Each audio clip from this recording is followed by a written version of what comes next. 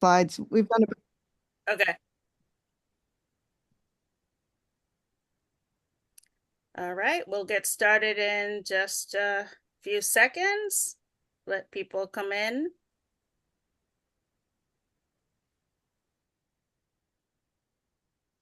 Welcome, everyone, to Renegade Research Roundtable. If this is your first time with us, thank you for joining us. I am Isabel. I am CEO of our organization. We are a patient and caregiver-led, decentralized 501c3 nonprofit focusing on complex multi-system chronic conditions such as MECFS and long COVID. With this, we have three areas of focus: research that's agile and patient-centered, education to increase the number of clinicians treating us, and practical advocacy around barriers to care. Our work is made possible by our wonderful team of volunteers who move the wheels of our organization. Most of us have a personal interest in advancing research and care of these conditions. To stay in touch with us and hear about upcoming events, please subscribe to our newsletter and follow us on social media. We'll be sharing those links during the presentation.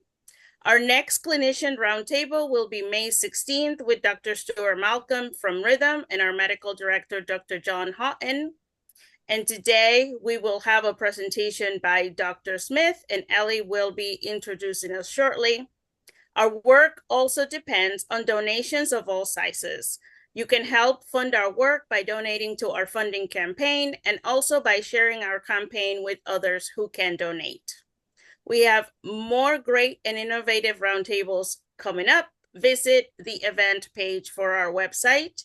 And after this presentation, we will post the recording to our YouTube channel. And I'll pass it off to Elly to introduce today's topics and speaker. Thank you, Isabel. I'm Elly Brosius, and just as a reminder, today is Stephen J. Smith talking about orthostatic flow syndromes and what we could do to help.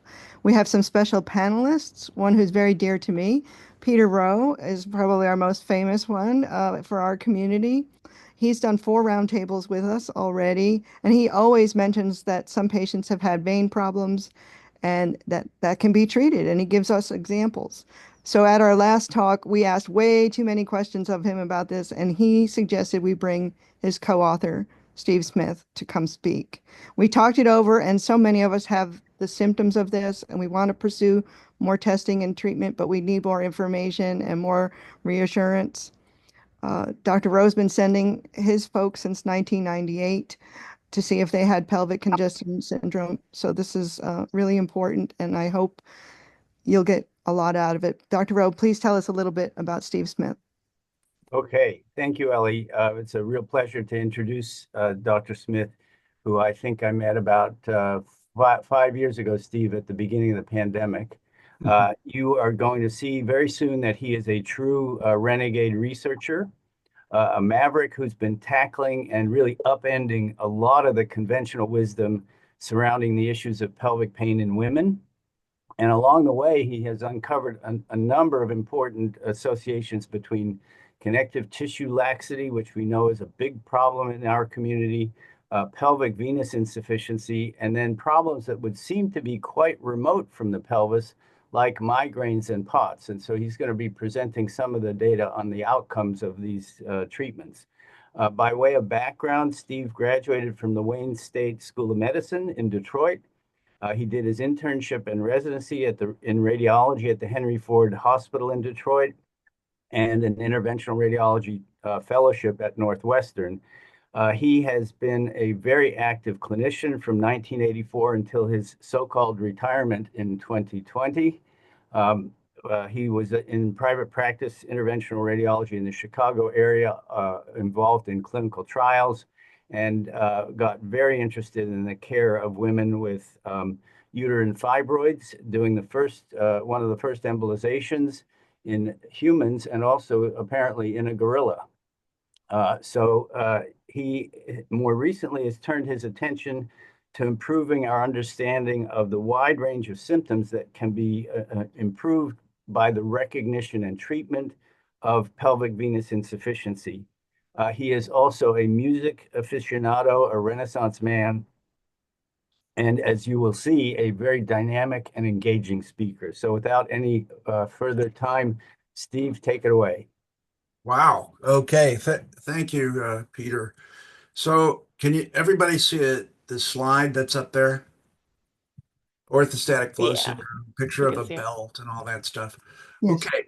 Uh, Thank you very much for that introduction, and I'll launch into it. So, orthostatic flow syndrome is a made-up name. All right. I think it's a good name, and it's something that you can use as a basket to describe this sort of sprawling interconnection of stuff that veins are and blood return are connected with. I think compression syndrome, people use that. I don't know if that covers dilated veins. Somebody else wrote me and said, oh, we should call this dilated vein disease. And I said, no, because it's partly obstructive. So I just made this up as a basket and probably no one will use it, but it fits, I think. So on this slide, what you see is the way that physiologists and people who are caring for the MECFS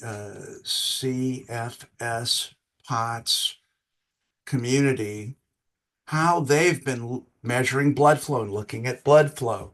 So they've known for a long time that there's poor blood volume in the upper body in these patients, a lot of the patients, and they've been able to sort of map out uh, an increased sympathoadrenal response, which sounds like fight or flight to me.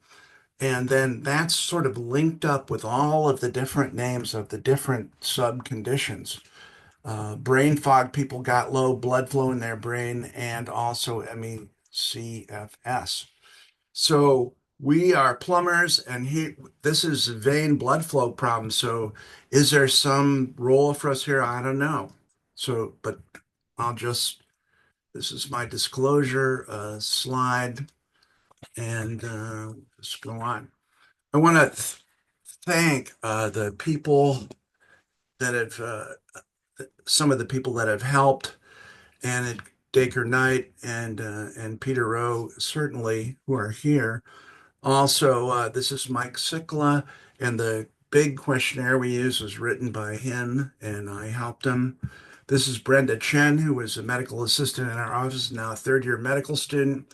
Luke Sewell is the leader of our group, and this is in our clinic. Neil Karana helped out a lot, and this is my sister, Holly Smith, who was a PhD and did the statistics, and she used to teach statistics in college. So anyway, here's an interesting article, 2006, embolotherapy for pelvic congestion syndrome long-term results. Tony Venbrooks, who to me is like a god of this stuff, he's really brilliant guy, and he published, this is one of the best papers showing pelvic pain went from 7.6 VAS to 2.9 after you just embolized pelvic veins. And look who is one of the authors, Peter C. Rowe. This comes from Johns Hopkins. And I actually went to Johns Hopkins to learn how to embolize varicoceles many years ago in 1985. And this is sort of like female varicocele. So, what is the reason for us to think that this is a worthwhile? Okay. So these Van Kampen and Visser showed that MECSF gets worse when you tilt people. Brain blood flow is reduced, even if blood pressure is normal.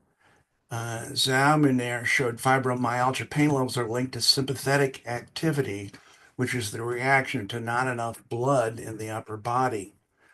Tilt, increased pain and low blood pressure and fibromyalgia. And Sky Kui showed that if you dump blood back into the vena cava, it causes decreased sympathetic output. So there's a lot of stuff to make us think that just, experimentally and physiologically, there we may be on the right track. So I don't know. I think we're calling this chronic pelvic pain of venous origin now, pelvic congestion syndrome, all the stuff you could call it. So, chronic, what is the definition? Chronic, more than 6 months pelvic pain in women, non-cyclic, but worse around ovulation or menses, caused by problems, venous insufficiency in the pelvis, occurs in the upright position, gets worse during the day. It is relieved by lying down, but not immediately. So it's orthostatic in nature. See, it's part of the orthostatic club.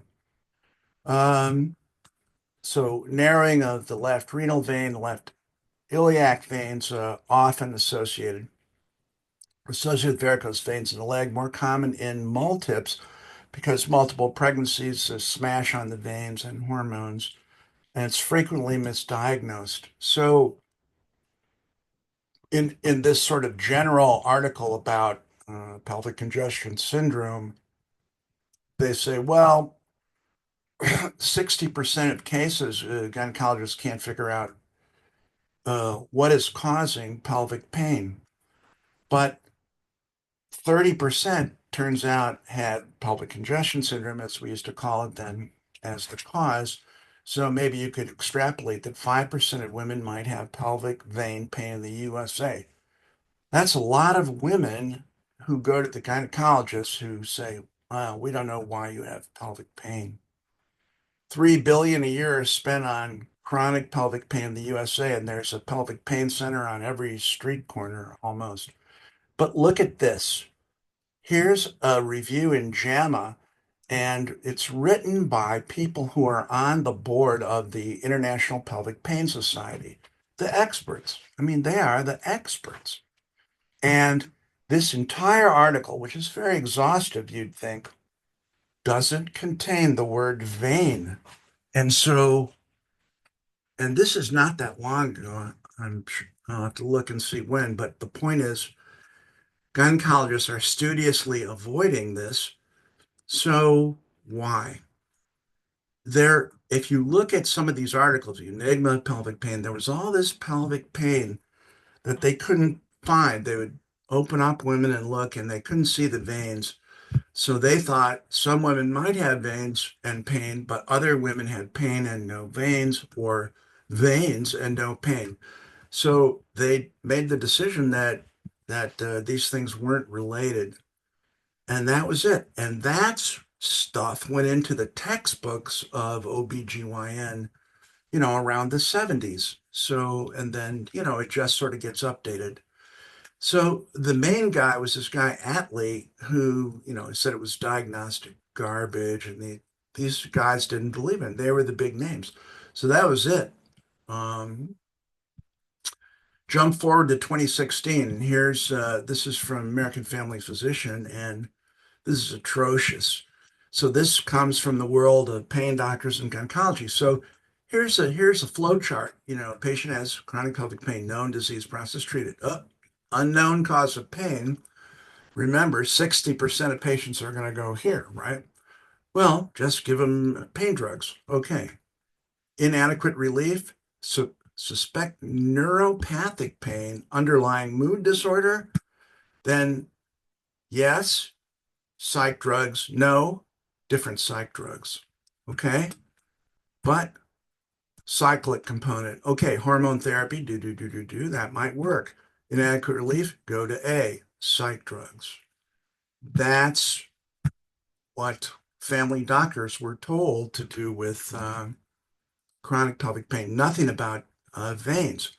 So this Turkish doctor, Soysal, wanted to test some drug on women who had pelvic congestion syndrome. So he had to find out who really had it, and he did the only or best study, and he tested for everything. He did surgery, so, adhesions, endometriosis, blah, blah, blah. 31% had pelvic congestion only, but 12% of patients with other pathology also had pelvic congestion, abnormal veins. So some of those people, I'm sure, had pain from the veins, and maybe they had, I don't know, something else. But Next commonest was endometriosis. So really, endometriosis and pelvic congestion syndrome are right up there. And there are other studies that show that pelvic pain patients, only 20-some% of them have endometriosis. But everybody knows endometriosis. So there are a lot of studies from around the world. And, the problem is that interventional radiologists are, we're like, a lot of us are sort of at an outpost. So we do studies, we end up with small trials, and they're all positive. We don't have large RTC, and so we can blame ourselves for non-acceptance because we're really going to have to prove it to the people who are the custodians of women's pelvises, and that's the gynecologists. But what I see is that these women are really pitiful sometimes. So how do I diagnose it? Gravity-related pain, worse as the day goes on, burning, aching, left-sided, feels like a bowling ball pressing in the vagina, and a little worse during ovulation or menses. But when they say non-cyclic, they mean it's also present at other times. So, oops, let's see.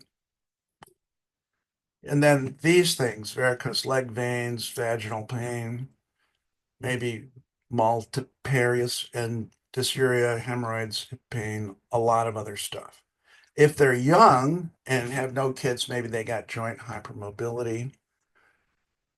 You got to press over the left ovary where you think the left ovary is. If there's exquisite pain there, that's supposed to be fairly sensitive and specific.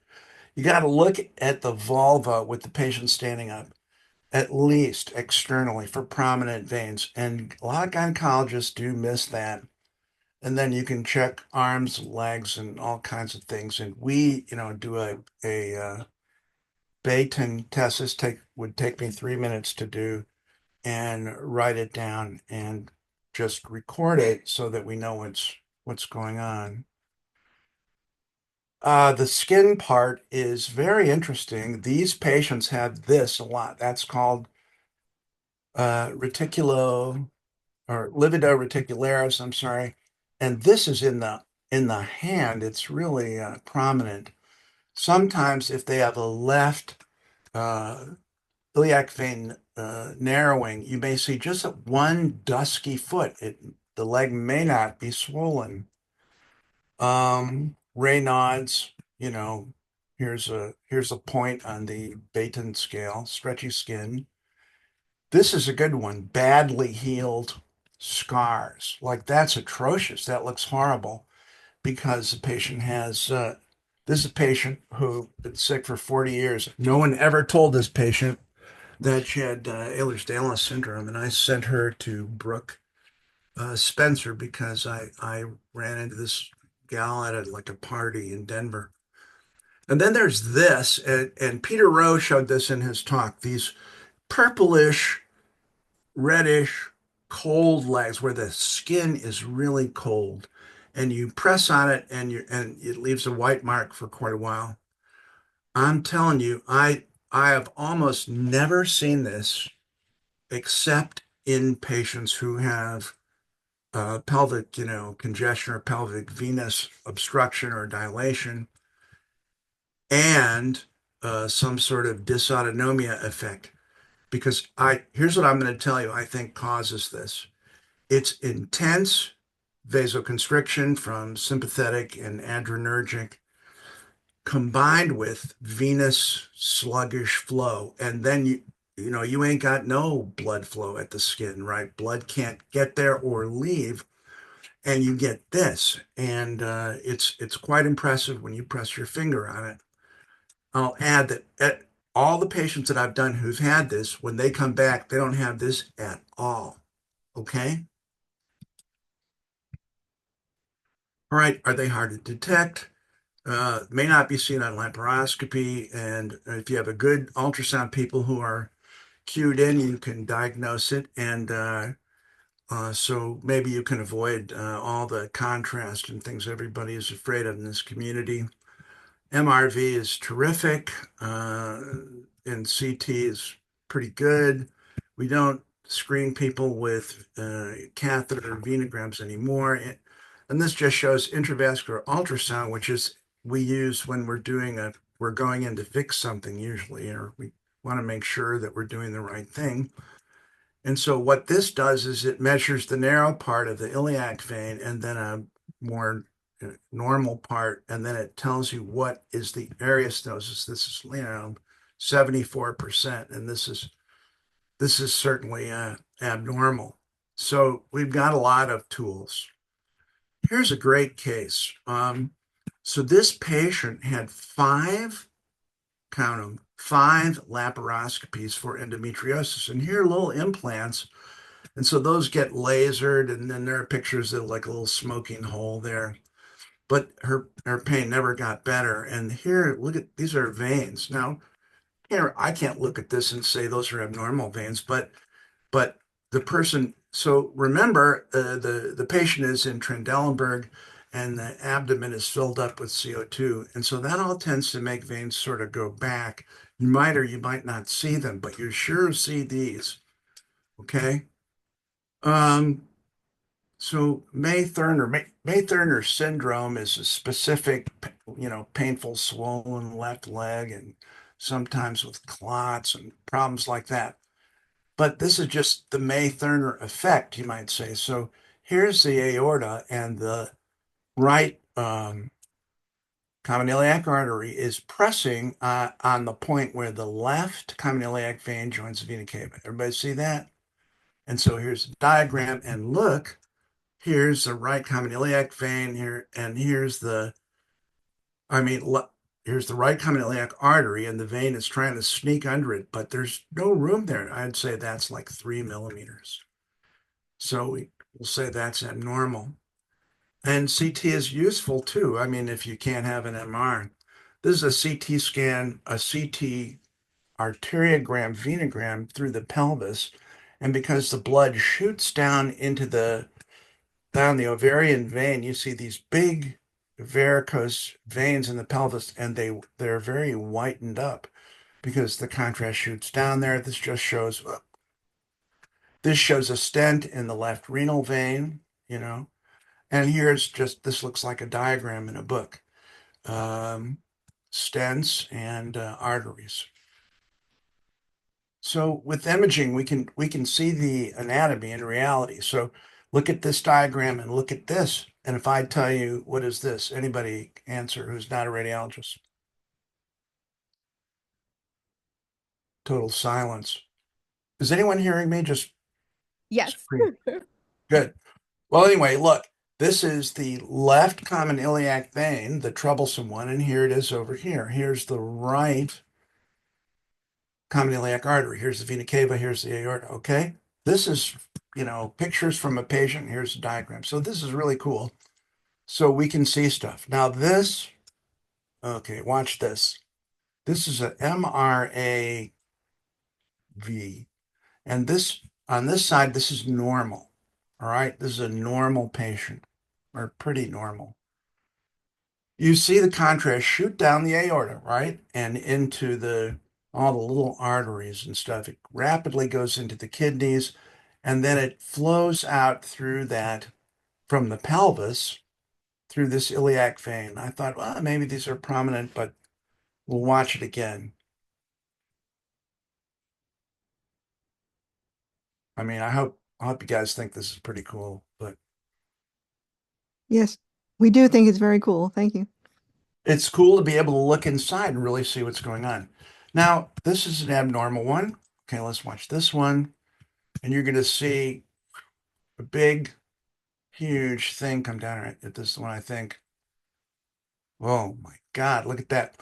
So that is reflux from the left renal vein down the left gonadal vein into a bunch of varicose veins in the pelvis. Now, if those veins look big, remember the patient's lying down. When the patient stands up and blood is just stagnant down there, things are going to start to hurt. So another thing that you can notice is, all right, it came down here, and then some of it went over here, but it tried to go up here. And this part of the left common iliac vein, this part, is cut off. Do you see that? So let's watch. So we can ask ourselves, why the heck does the stuff come down the vein? And here, the contrary is going up toward the heart, and in veins, it's always supposed to go up toward the heart. Is this working? Yes.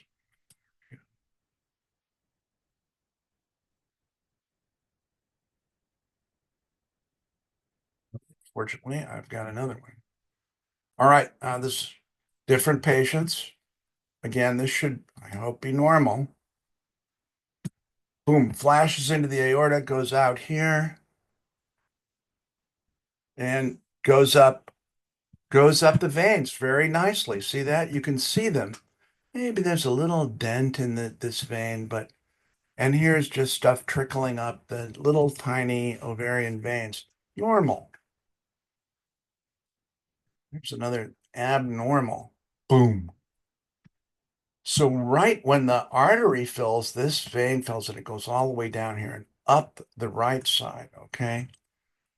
Everybody see that? Yep.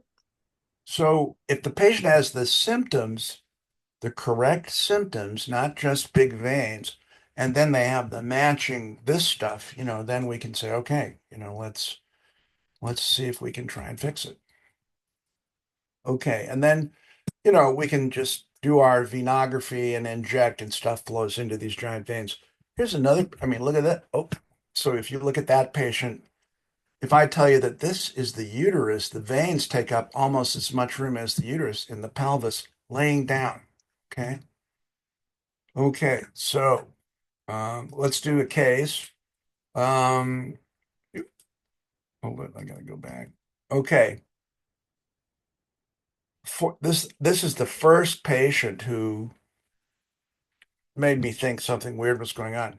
So nice, tall, kind of skinny woman, severe chronic pelvic pain, vulvar varices, dyspareunia, just miserable, haggard-looking women, and they all look very pale in the face because they ain't getting no blood upstairs. So a lot of bladder problems, and she was diagnosed with interstitial cystitis. She went to the University of Chicago urogyne for years and had all these. They would inflate her bladder with steroid solution because she has interstitial cystitis, which is inflammatory, right? And she just finally quit going. But when she comes in to see me, she doesn't tell me about any of this. She's only there for the boutique treatment of her pelvic pain, not her bladder problems. So anyway, she's got a lot of abnormalities which we fix. And she also, so she didn't tell us about that. She didn't tell us about this stuff, okay, which could sound like dysautonomia, but so we had, just inject the stuff into the veins, and these veins will just be gone. They'll just be gone. And so and these veins kind of go under the bladder. This is the bladder. Her POTS, 3 months later, POTS symptoms are gone, and her 12 years of severe interstitial cystitis is gone. So that's when I said something weird is going on. So then I started listening a little better, and so very soon after that, this woman, little kind of muscular, bandy-legged Polish cleaning lady, a lot of pain in her vagina, goes to her gynecologist and asks about pelvic congestion. He says there's no such thing. So he put her on gabapentin, but she cleans offices and houses, and that makes her sleepy. But she also has crushing chest pain every day when she gets in the car and is driving. So coronaries are normal, she's, puts on Xanax. She says like somebody's standing on her chest. So here's the venogram, and here you see the artery impression on the vein. See it? It looks like you put your finger on it. Do you see? And blood is trying to get around it. And here, geez, 86% is narrowed here. So, fixed it. And actually, both sides were narrowed, and she had varicose veins, did a bunch of stuff. She came back, her pelvic pain is gone, off gabapentin, crushing chest pain gone. She feels great. And so all of her doctors were amazed. And now I've spoken to her 8 years out. She's still cured of that stuff. So she had some kind of POTS syndrome, and so what's the deal? So I just spent a lot of time reading about this, and the more I read, the more I found. So what I want to know is, how are the veins connected to interstitial cystitis and POTS? But what I found was that those two things are connected with a huge constellation of other named illnesses. And you're probably familiar, chronic fatigue, migraine, fibromyalgia, um, irritable bowel syndrome, TMJ, brain fog, which, is sort of its own problem, a lot of stuff. And look at how many people have this stuff. So I said, I was laughing. I said, oh, irritable bowel, 39 million, TMJ, 39 million, migraines, 39 million. Is it the same 39 million? Uh, but anyway, so all of these are related to each other. And there were several articles like this. If you look at chronic fatigue, fibromyalgia, IBS, multiple chemical sensitivities, TMJ problems, headaches, interstitial cystitis, and post-concussion syndrome, they all hang out with each other, and sometimes they overlap 50, 75%. What? And now I think that what I'm doing is related to that. So they say, the models don't account for these occurrences. So why not name all these things a different name? But what if they're related? So William of Ockham guides us. If all those are of unknown cause, and if they all hang out together, then should we presume the existence of many coincidental causes, right? I mean, it's suspicious. He also said, entia non sunt multiplicanda, which means entities are what can be explained on fewer principles is explained needlessly by many. Okay? This is where we go wrong, I think, sometimes. And I saw this. This 8-year-old says to his mother, I just worry they're doing it wrong. They separate everything so we can't understand anything. Who says music isn't really math or math isn't science? Someone made categories, but the world is a mushier than that. Okay? That's Occam, little baby Occam. So I just wondered, blood return, which is, a factor in a lot of this stuff, could it be getting blocked or stagnant in the pelvis?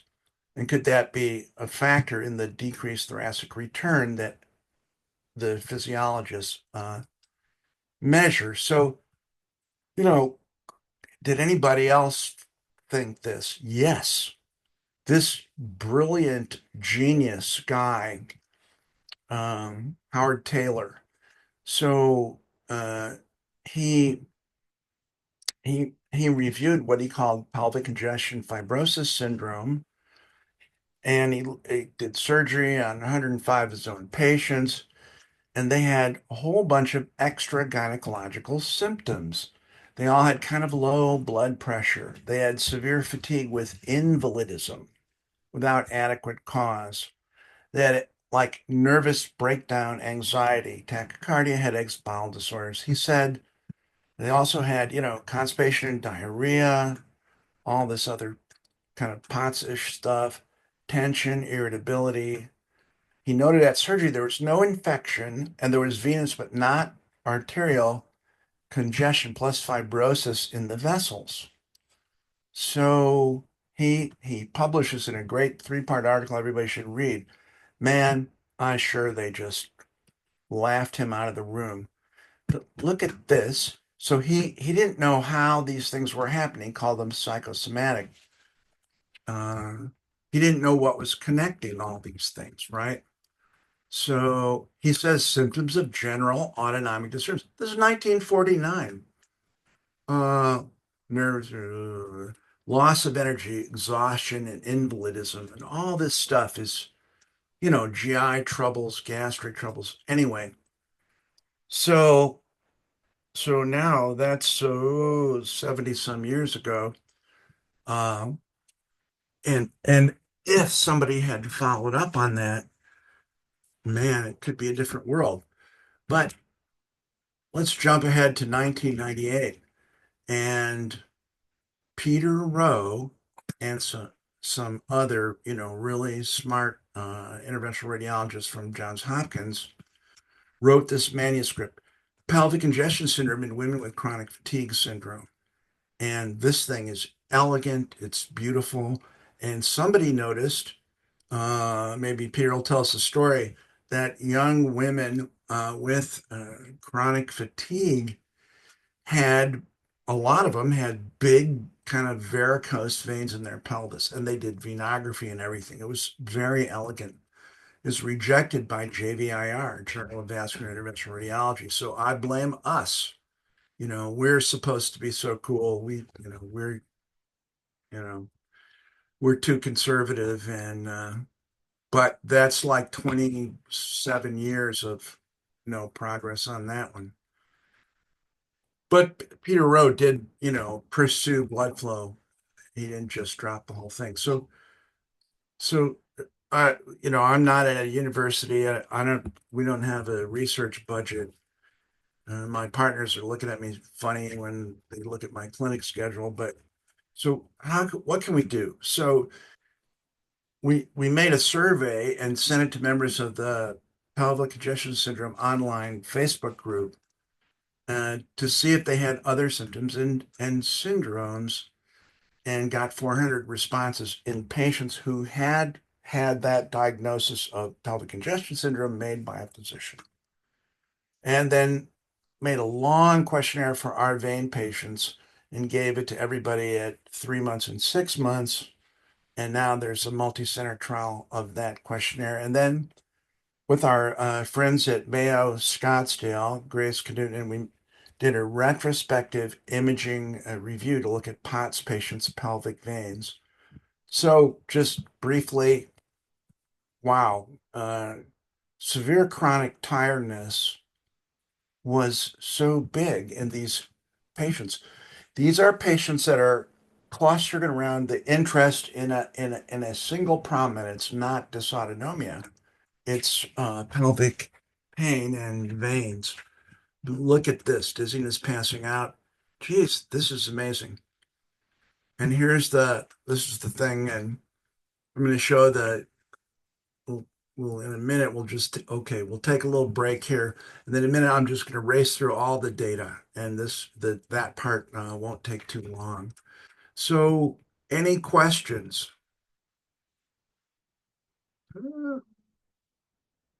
Anyone? Dr. Rowe, do you want to tell us a little bit about that paper? Yeah, tell us about that paper, man.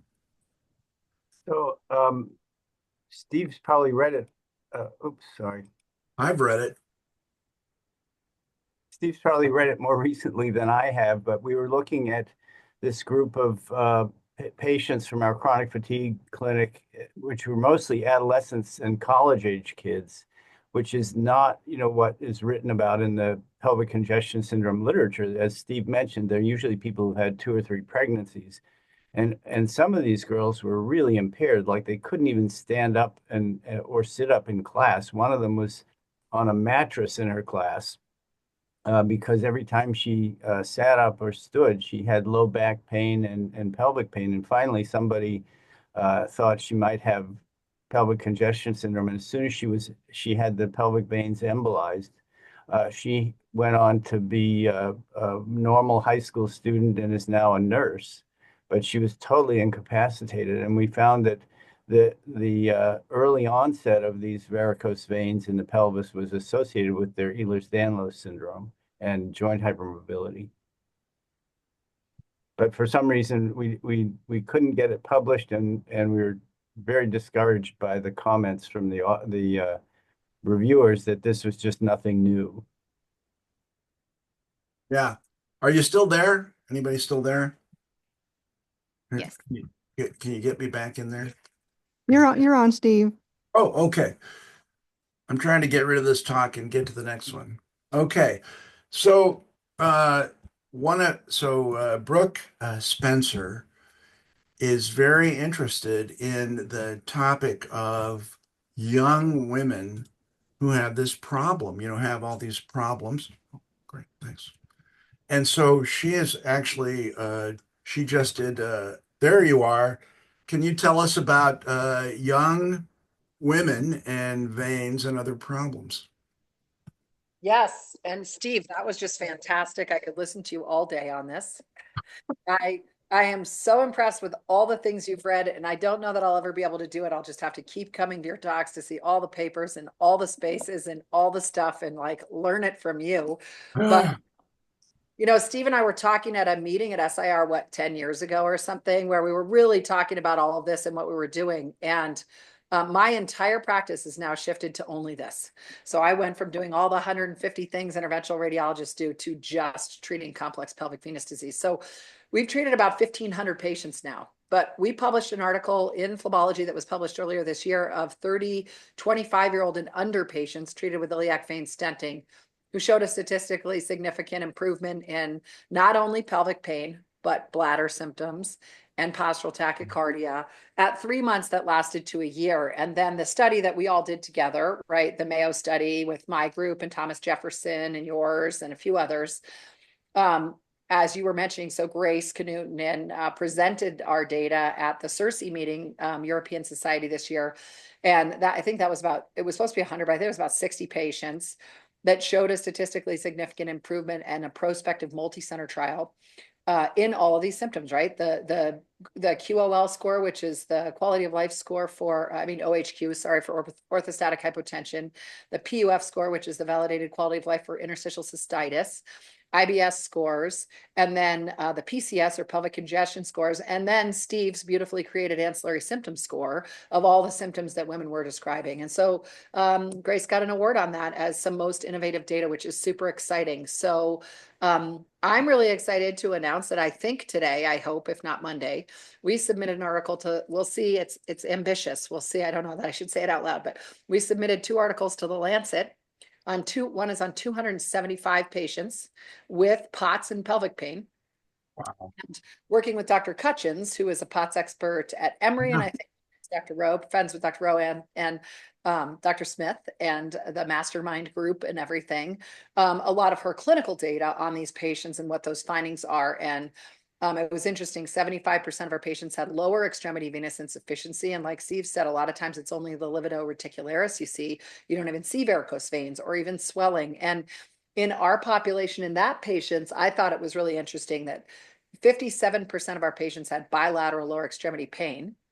43% had no lower extremity symptoms at all, and only 13% had unilateral left leg pain, but yet they all had the iliac vein compression, which has been classically thought of as causing deep vein blood clots and left leg problems, which is one of the barriers to care for patients getting treated with this. And then I don't want to hijack your incredible meeting, but I'll say one more thing, which is that Nell Gehrig was a good friend of mine in town who's a urologist who studied pelvic floor pain for 36 years of her career.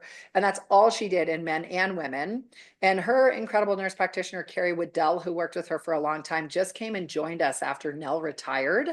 And it has been a beautiful combination because she has innumerable men who have chronic pelvic pain, perineal pain, erectile dysfunction, bladder symptoms, bowel symptoms, back pain, and quote unquote pudendal neuralgia.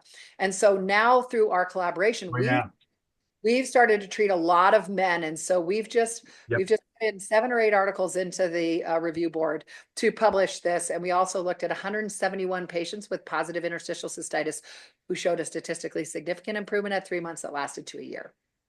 Yep. Yeah. So, interstitial, here's just some crazy brainstorming. Interstitial cystitis. It's not inflammation. I think it's ischemic injury to the bladder from bad flow. And you can go through all these other things and you can say a lot of these things are just named wrong. And but Brooke, I described you to these folks as a dynamo, and I really think you are. And if you can't see how tall and blonde and everything she is just sitting down, but she is you are the man, and I mean that not, okay, anyway. I appreciate you saying that, Steve. I know that, you retired, so you're doing the background stuff and we're still doing the clinical work, but you'd be right there doing the clinical work, and you were. So I think what I love about this is it's a collaborative effort. I love that I've met cardiologists. I've met Oh yeah. complex disease physicians. And, I think that Elly or Katrin were mentioning the long COVID. I've been working with Jordan Vaughn, and I've been working with Pierre Corey and David Kaufman, Andrew Maxwell, people from all over the I country. know those people from the mastermind. Yeah. Yeah, and so we've Cool. probably done hundreds of patients with long COVID who failed immune stabilization and anticoagulation and seen a remarkable improvement. And we'll be publishing that data this year as well, because there was a really interesting article. I don't know if you had time to see it, Steve. It just came out. Jordan Vaughn shared it with me. I'm not ahead of you in looking at the literature. I never will be. No, wait. I'm retired. I'm trying to be retired. Trying. No, I haven't seen whatever it is. I sure haven't.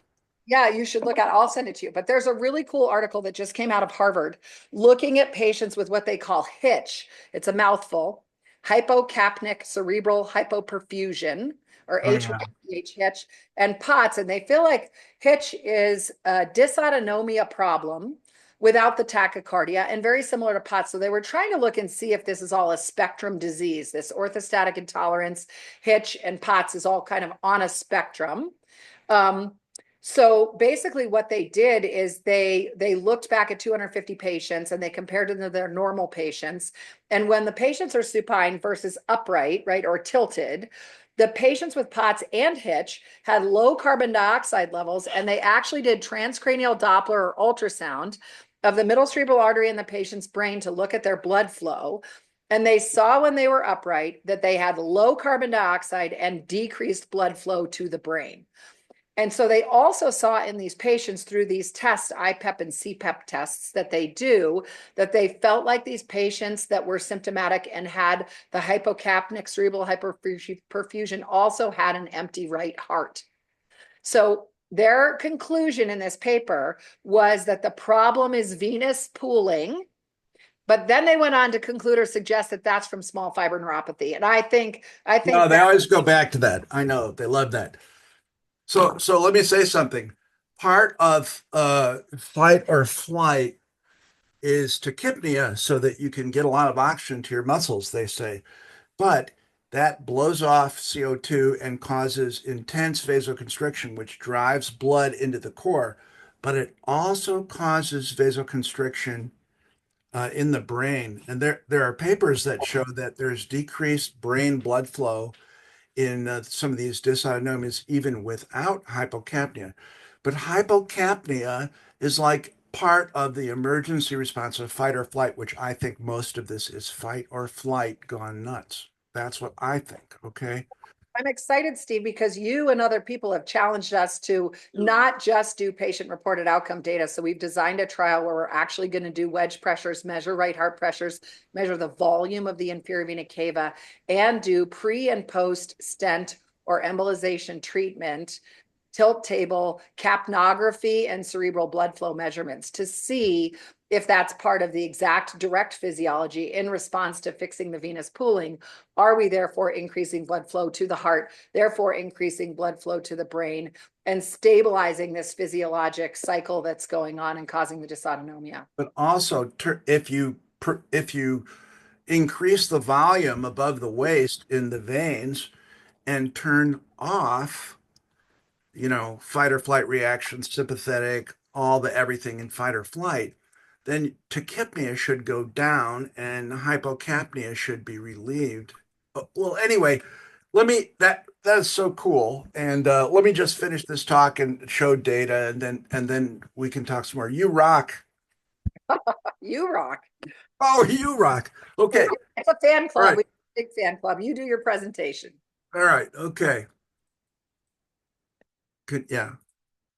Is this can you see it? Do you see a Yes, yes, yeah. we see data. See data?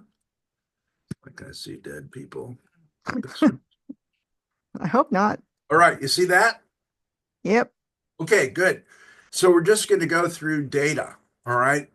So this was the imaging study. This is from 2020, and this comes out of Mayo Clinic Scottsdale and whatever, little pissant hospital I was at in the suburbs of Chicago.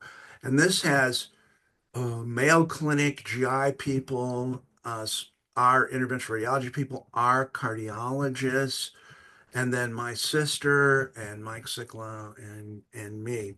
So this was just trying to um, measure how abnormal pelvic veins were in people with POTS, which was easy. We just asked our cardiologist, can you give us a list of everybody diagnosed with POTS?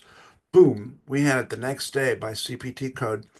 And then we got permission to do imaging review. And so we looked at people who had had some CT scans. And that's probably what they did at Mayo. But then they also used kidney donors, supposedly normal kidney donors. But anyway, you get this kind of a thing that I was showing you before. Here's the left common vein trying to sneak under to join the right, but the artery is here. And this measurement was the crucial one.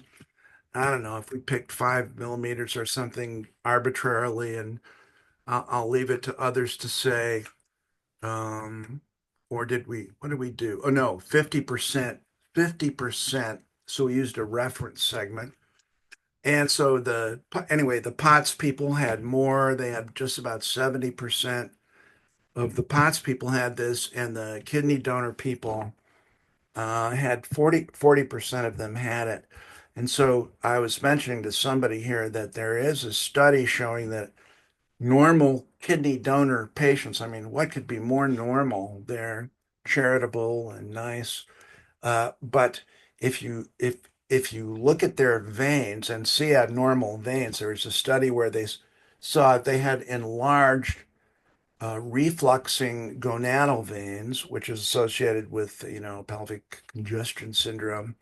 If they had that, then, on the normal evaluation to donate their kidney, then nobody had asked those people if they had pain. If you ask them, 60% of them did have pain.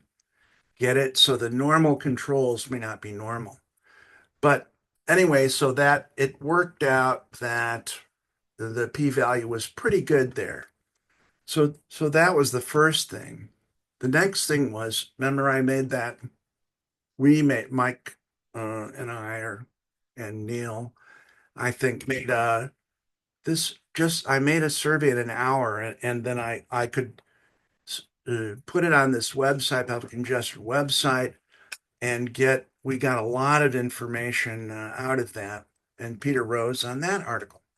And so what I did here, and it's not like this in the paper, but I took all of the symptoms that the patients had and I just ranked them from the most common symptom down.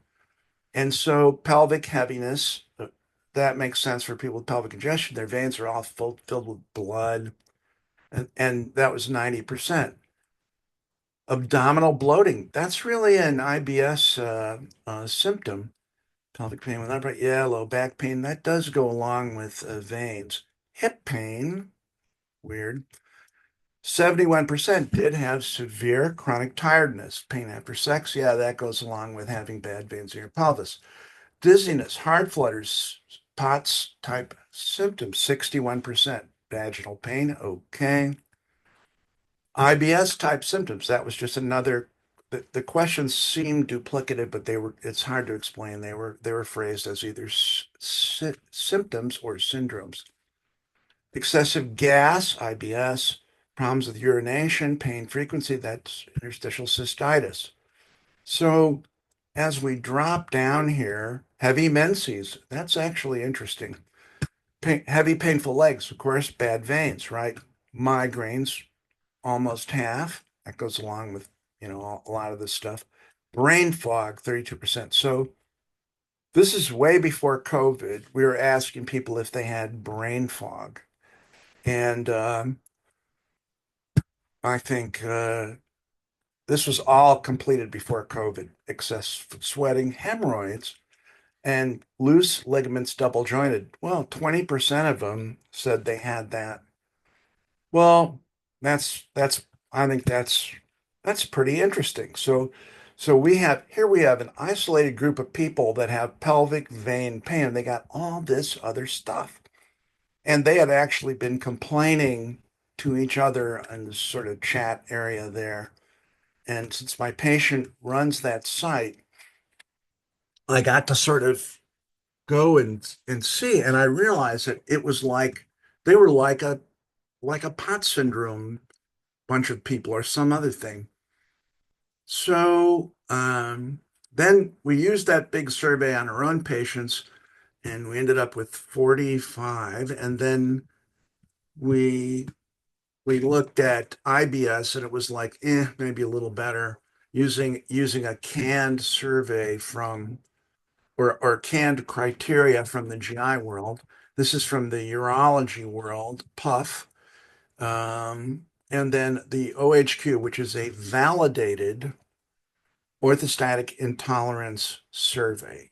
You can say that people who have a score greater than 6 have a clinically significant orthostatic intolerance.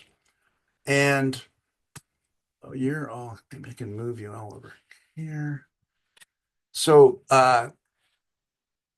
walking into the clinic, our pelvic vein pain patients, 49% of them were over that line. That means 49% of our vein pain patients had clinically significant, by definition, orthostatic intolerance symptoms.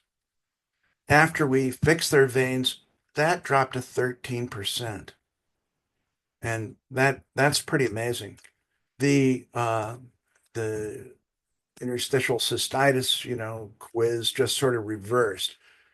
It was 64-35, and then it became 35-65. But still, this is an improvement. And this is only at 3 to 6 months. We couldn't go further because then, COVID intervened.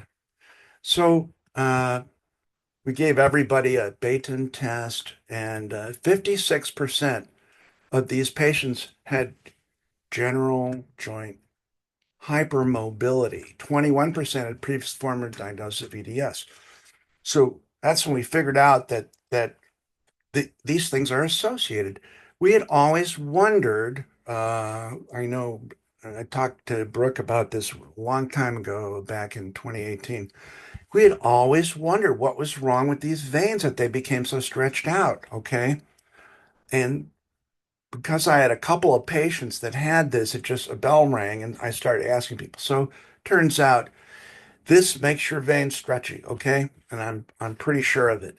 So it turned out that the normal thing that stretches out your veins or narrows them or wrecks them is pregnancies, and so if you're 2 or 3 pregnancies, but sometimes we saw people had this who had no pregnancies and were very young, and a lot of them have something wrong with their collagen. So this is interesting stuff. We're putting stuff together, I think. And now, God, Brooke is really putting stuff together. So next, we took the same 45 patients and we made a list so this survey had 65 questions. So we looked at which questions somebody could come in the emergency room with this problem. It might be anxiety attack or palpitations or whatever. And so ones that had ICD-10 codes. And then we looked at those and tried to track them. And then we took some of them and we tried to see if we could bundle them into syndromes of unknown cause. All right. We had all this data, 700,000 data points. So here's a very interesting one, anxiety attacks. So I think everybody who deals with these people knows that they get panic attacks. And I'll just say this. One of my friends, interventional radiologist, who I got him doing these cases, I called him up a few months later and I said, "Hey, how's it going?" And he goes, "Oh, my staff hates these patients. These patients are nuts. They're crazy and they're driving everybody crazy and they call every 10 minutes." Oh, I called him back, several months later and I go, "How's it going?" He goes, "Oh, we love these patients. They're wonderful. The whole staff loves them." Well, what happened? You fix the veins on these patients and they go from crazy to calm because I think you're turning off their chronic fight or flight. Their adrenaline goes down, probably their cortisol goes down. This is what I think. And their sympathetic outburst goes down and they're calmer. We had one patient who was like a goth, angry girl who was yelling at her parents. And man, she came back in, she looked like a librarian. It just makes people calmer because I think it's turning off stuff that's giving people the symptoms of anxiety. And there's a study by Wagner that shows that if you take POTS patients, they don't who have these panic attacks, they're not anxious. So I started asking patients, did you ever have an anxiety or a panic attack and you weren't anxious? And I had several go, yes. Well, what is non-anxious anxiety? I never heard of that. Okay, that's a real thing. Hip pain. There were two studies that reported little case studies, like one and then two patients who had hip pain resolved. Wow, this really works. And it, I could tell you an amazing anecdote about a patient who came from Syria. Lovely, lovely couple.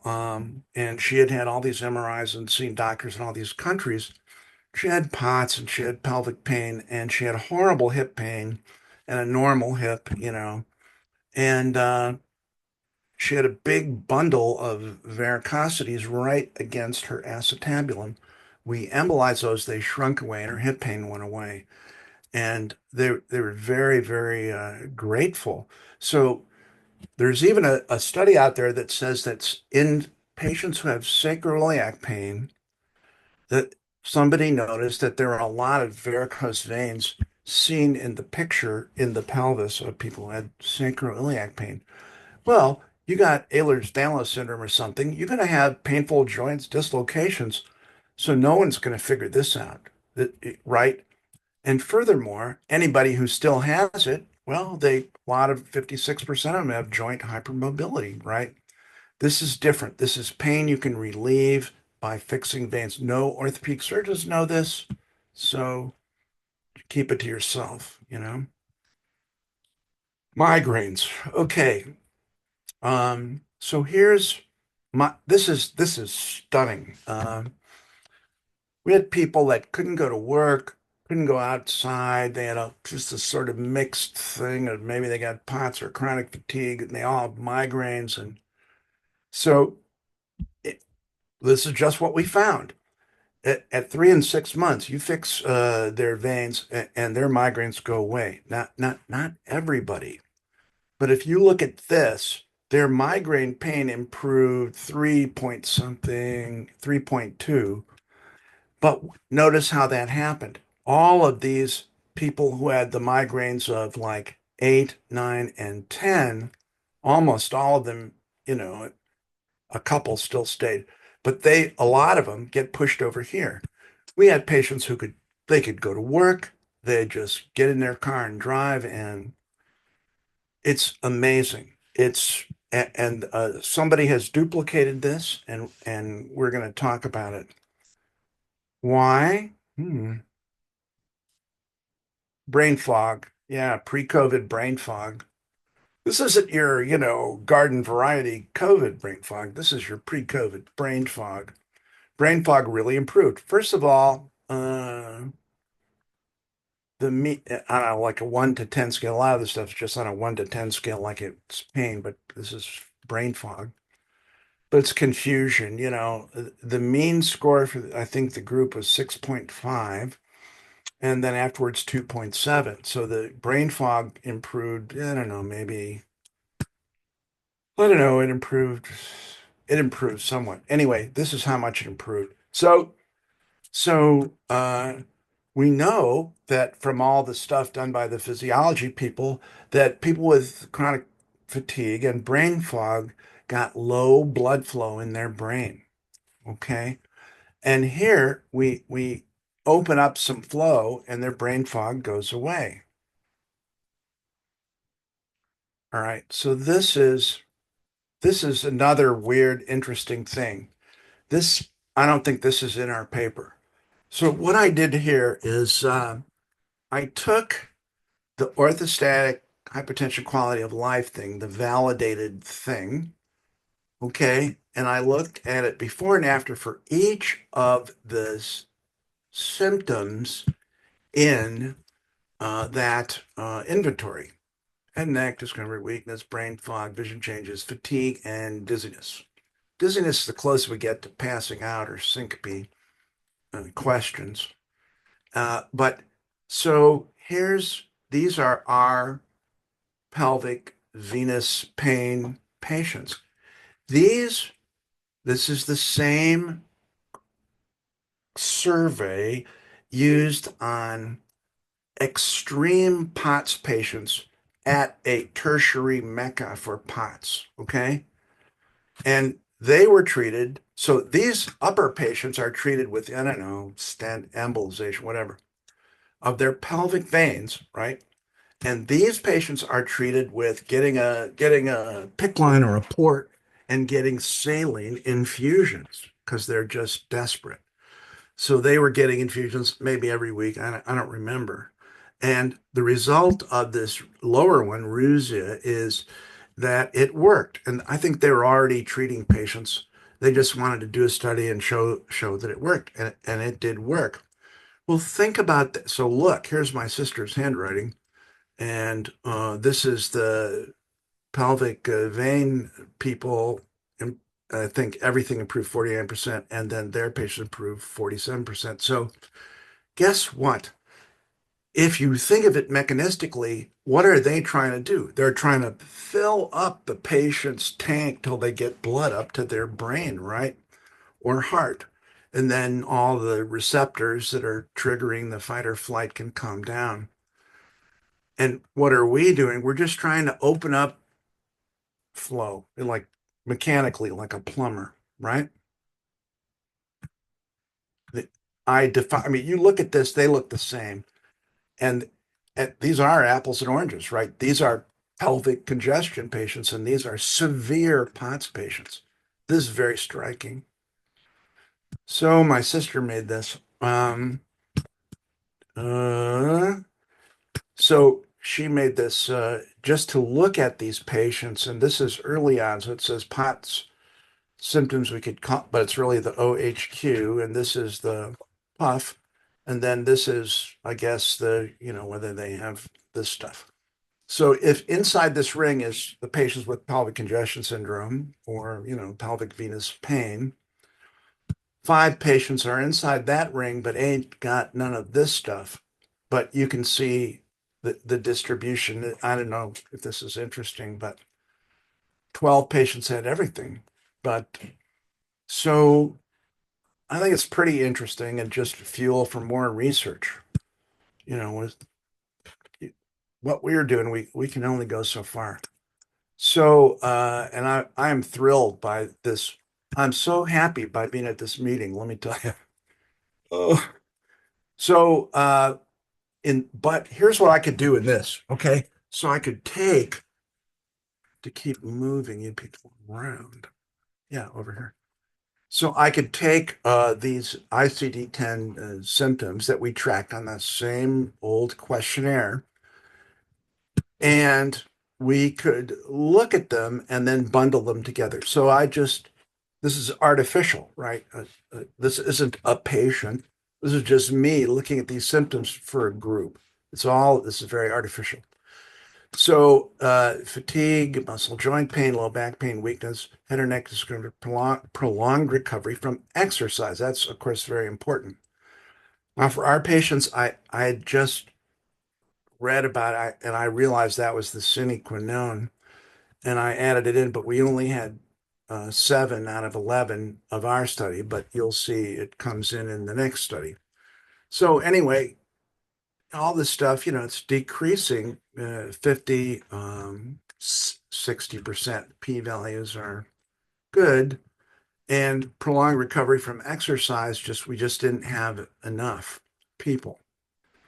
So that's pretty interesting.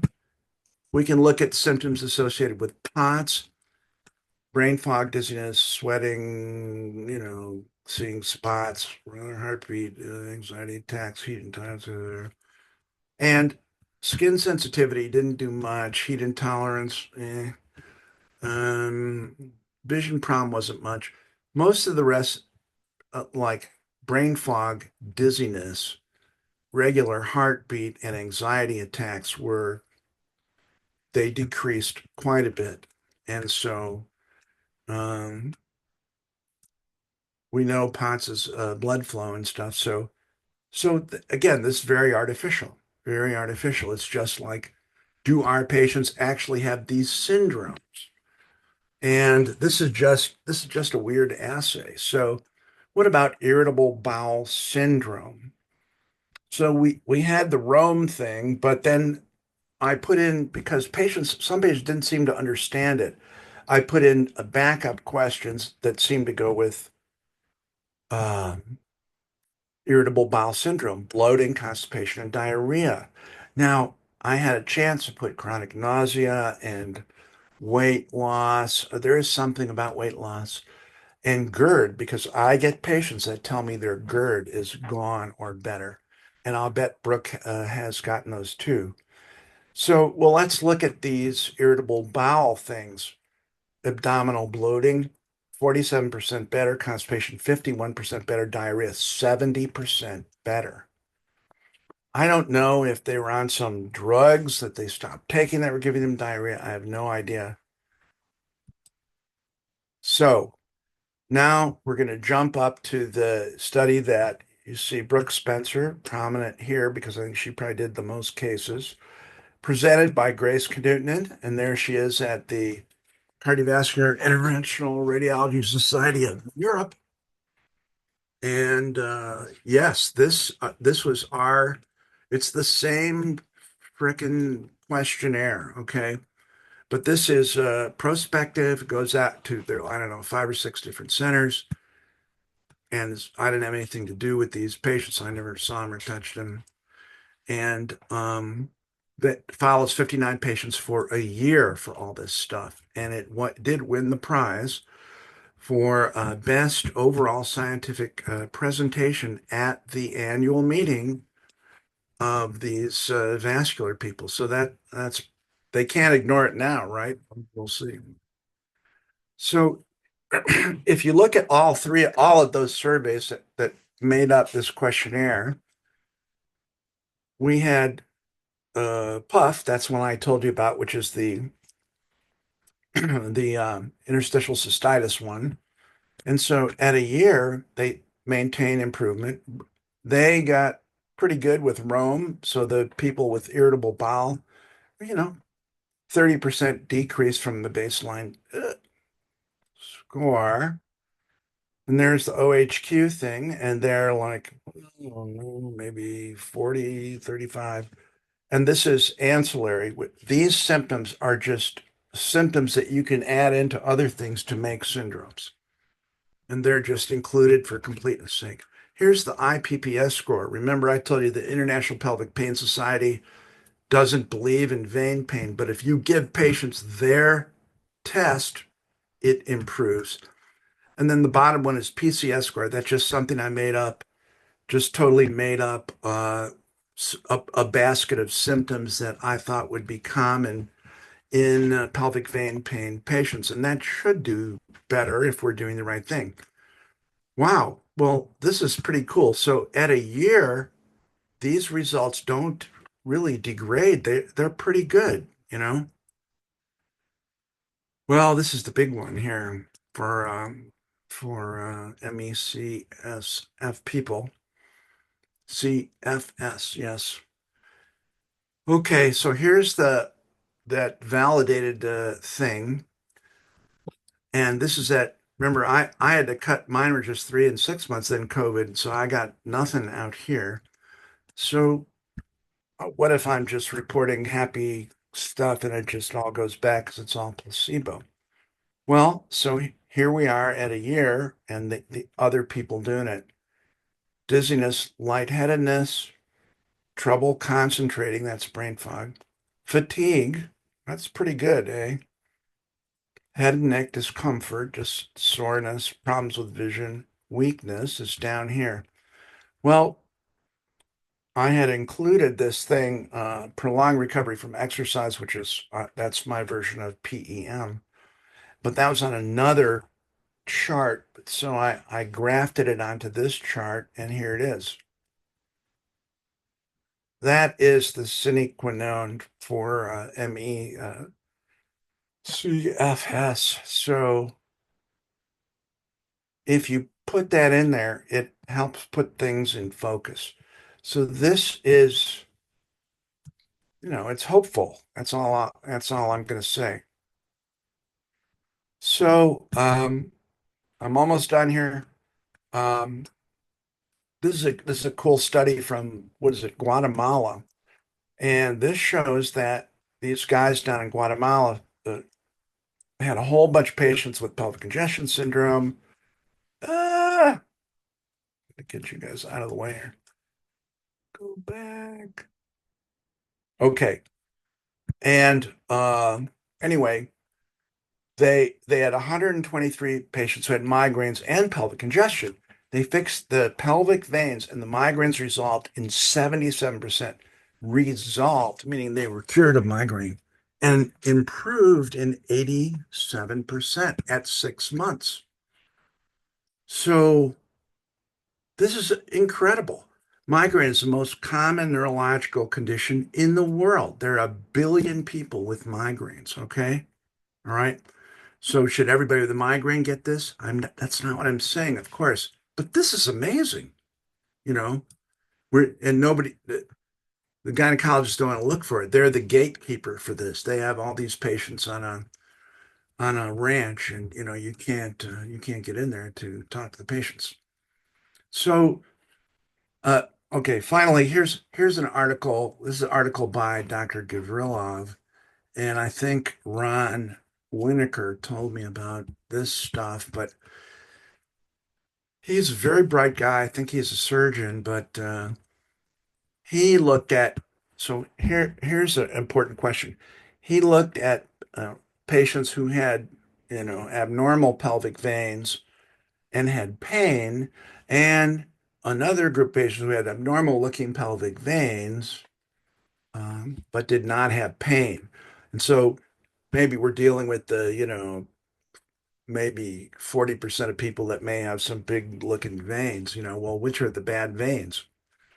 I think so. What he found out was that in people who had the pain, and I would presume their veins are under more pressure and they're more distressed or inflamed, who knows what, they released more CGRP, which is calcitonin gene related peptide, and that, so you can just measure it, assay it in the blood, and if they got big veins and no pain, then they ain't got no CGRP. And then also looked at some other stuff, SP, which is substance P, and that's involved in all this as well. So this is very interesting. A lot of bright people in Russia, and so turns out they are trying to use monoclonal antibodies against CGRP in migraine.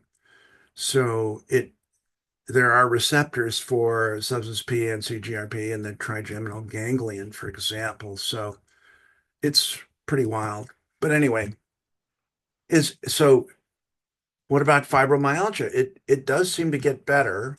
Muscle pain does get better in patients when you fix their veins. So I found this article and it says that this is interesting. Uh, so in people, this keeps moving around. Okay, in people who have fibromyalgia, uh, they checked a lot of stuff that their CGRP, came out to 22 nanograms per milliliter, but the control group had 3. And then they checked all these receptors. So why do people have pain in their muscles in fibromyalgia? This stuff, CGRP and substance P, they're powerful vasodilators, like way more powerful than prostaglandins. And of course, I haven't said a word about histamine because you guys got a 9-hour lecture from Larry about that, and I can't add anything to that, and that's doing something as well. But this is pretty cool. Finally, we're going to talk just one more time about this article from Russia, and this is about these guys who took um, patients, young women who had interstitial cystitis diagnosis and enlarged veins in their pelvis. And they did this wild exam where they have uh, controls and then they have, the chronic cystitis and pelvic vein enlarged patients. And then I think they embolized the veins. So they look what they did. They checked blood flow in all these veins. They did urodynamics. And then they used a laser device to measure microcirculation in the bladder wall. So my theory that I have is that the pelvic congestion, the high venous pressure, is making the bladder wall ischemic. And these guys in Siberia do this thing, and it's so amazing. Look at this, microperfusion units in the bladder wall in normals. In people, these women with the big pelvic veins, it's I don't know, what is that, a third? I'm bad at math. And after you fix their pelvic veins by embolization, boom, goes up to normal again. Wow. And then they looked at, you know, the veins, speed of blood flow, and how normal it's 4 to maybe 7. And then it goes in these people, it's down to 1.6. Actually, very, very slow flow. After treatment, it goes up. So, geez, and their urodynamics go from terrible to normal. So at least in young women, fixing pelvic veins and measuring everything can make them normal. Now, I don't know if this would work in an old lady with a shriveled up, scarred down bladder, but this is amazing stuff because this ruins people's lives, I'm telling you. So here's what I think is going on. I think that this is chronic fight or flight, a chronic emergency. And that means, it's at the expense of rest and digest. So if you look at all this stuff that happens, muscles get tense, heart pumps faster, chest pain, palpitations, sweating, muscles tense, breathing fast and shallow, hyperventilation, oxygen needed for muscles. Yeah. You also need to shove blood into your central organs um, with hypocapnia. Brain gets body ready for action. You're anxious, adrenaline, fight or flight, blood pressure rises unless you can't get no blood up there. This stuff happens, digestion slows or ceases. That's irritable bowel.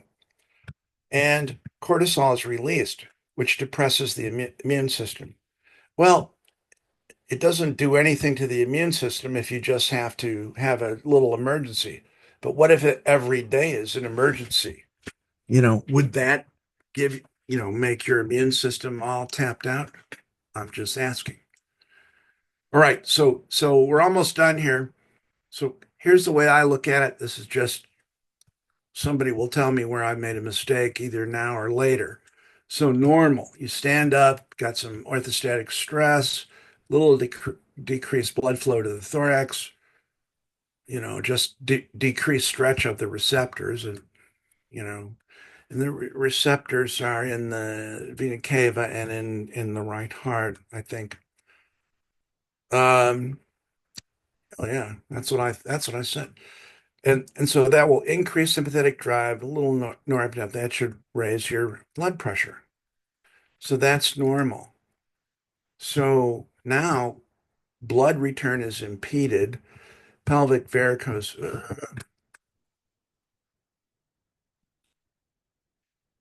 pelvic varicose veins, iliac vein blockage, EDS making everything stretchy. It gives you pelvic venous pain, interstitial cystitis, non-bacterial prostatitis. If you're a man, bladder pain syndrome, low back pain, which has been noted all along with these pelvic veins, vulvodynia, absolutely. Leg edema, acrocyanosis, blah, blah, blah, blah, blah, and hip pain, okay, venogenic hip pain. So what I'm saying is now, if that makes everything worse, you're going to go into fight or flight. Your little sympathetic bump up turns into, we need more, we need more. You're going to get sympathetic excess at the expense of rest and digest. So that I'm telling you, it could somehow give you irritable bowel syndrome. I think that this can trigger histamine and MCAS. I'm not sure. A lot of other things can trigger it, but that also causes vasodilation. So that might feed into it even more and make everything worse. And we know that histamine and stuff can feed into bowel problems. I put this arrow here. I really don't know what I'm talking about. So tachycardia, anxiety, hyperhidrosis, POTS-like stuff. That's what I think. Muscle cramping and fibromyalgia, or maybe CGRP. And tachypnea and hypocapnia, arterial vasoconstriction. Okay. So that is going to further decrease cerebral blood flow and give you even worse fatigue and, maybe a picture of, MECSF. And then, syncope, if we have some added vagal stuff or whatever, you may get syncope. And of course, these people actually become dehydrated when they have their, as Peter Rowe told us. So the other thing is this distressed pelvic veins apparently emit CGRP and substance P. Not apparently, they do. I mean, I assume they do because people who have high CGRP and abnormal veins have those veins are causing pain. So is CGRP coming out of those distressed veins as a signal of pain? I don't know, but I think so. And, Big Pharma is developing CGRP blockers. They have them to try and fix migraines. I don't know if they're so great yet, but this is the way I think of it. Okay. Okay, I'm done. That's it. Comments, please. Well, first of all, thank you very much. This was very, very good. Um, very thought-provoking, and we have tons of questions. But first, let's go to our doctor panelists to see if they have any comments. Dr. Spencer, did you want to jump in? Yes, my mouse wasn't working to unmute myself. Sorry. Steve, once again, just kudos for all the work you've done at putting together the data, the literature, helping all of us kind of understand this, and those of us who are still practicing be able to study it. So, I mean, I pretty much agree with everything Steve said, and I think that these groups of problems are all interrelated, and hopefully in Steve's retirement, he can help us connect. I spoke with one of the neurologists from the head of the CSF leak program at Mayo the other day who literally knew nothing about what I was talking about. And so many of our patients are interacted and together. So, I mean, it's time for, I just went to an endometriosis summit. I was really, really proud and grateful to have been invited to speak about venous disease. And I also spoke at the International Pelvic Pain Society last fall. So I'm hoping that Steve is kind of raising awareness. They're hearing about this, and then we're starting to get invited to these meetings to people who haven't really believed in it or understood it in the past. And I was really incredibly impressed with the warm welcome that I was given, and the endometriosis excision specialists are really interested in learning more about this. So I love what you guys are doing here, Elly, and I think that organizations like yours are super important to help us bring all the experts together so we can all learn from each other how it's interconnected and trying to just get better access to care for patients. Yes, a lot of our questions are going to be, what is the first step for patients to do? Where do we go? I'm going to post a link to a document where we've gathered some names, but we have some other doctors here on the panel. Wait, Dr. let me say something, okay? I have an opinion on this. So I don't know if you know what something called CCSVI is or was, but interventional radiologists got really burned by jumping into with a bunch of desperate patients, jumping into putting stents in jugular veins and stuff, and some bad things happened. Now, I think that's one reason that some interventional radiologists are going to want to shy away from this. They're going to think, oh, this is another CCSVI, another where we're going to really look bad for getting involved in something that's unproven. Everything that I've shown you is not, well, there's no proof in science, but I mean, we don't have a control group. This is just the very beginning. I'm just a country bumpkin interventional radiologist. I don't have stuff at my, so I'm not apologizing, but what I'm saying is this. If you really want to prove this, we got to raise some big money. And I think, my personal opinion, do a crossover trial or something where we have a treatment and a control arm of the patients. What if I'm just such a nice guy that all my patients want to tell me, oh, yeah, Dr. Smith, I'm better. They don't want to make me mad. I mean, there's all kinds of things. I believe in this. I tend to believe in it because I see the patients, and I know Brooke sees the patients in person, and they're just different. Their faces are a different color. The difference, I think, between this CCSVI trying to cure multiple sclerosis and this is we have this rich existing literature about blood flow problems causing all these unnamed or these unknown cause syndromes. We know that there's a blood flow problem. And if we can see it and fix it, I think we can go forward with it. And But I'm telling you, we need money.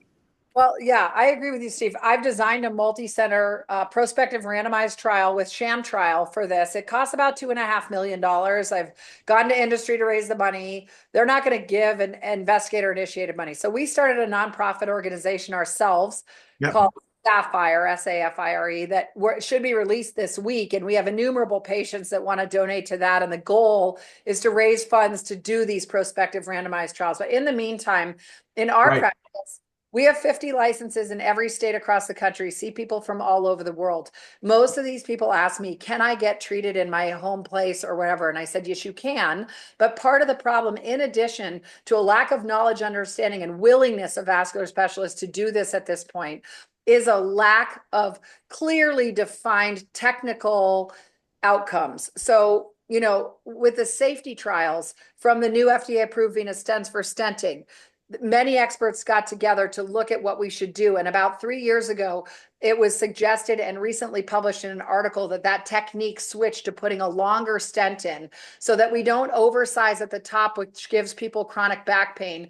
We come around the curve of the pelvis into the bottom where it's a little oversized, so that we can maintain good flow dynamics. The problem is there are a lot of vascular specialists in cardiology, vascular surgery, and interventional radiology who haven't adopted these new techniques. So we're still seeing in some centers stent migration into the heart We're still seeing people with chronic back pain because the stents are oversized or poorly placed or not. Intravascular ultrasound isn't being used. So I think there are several centers of excellence. Grace Knutson at Mayo Clinic in Scottsdale. I know Deepak Suhindra, who's in Ohio, is doing a really good job.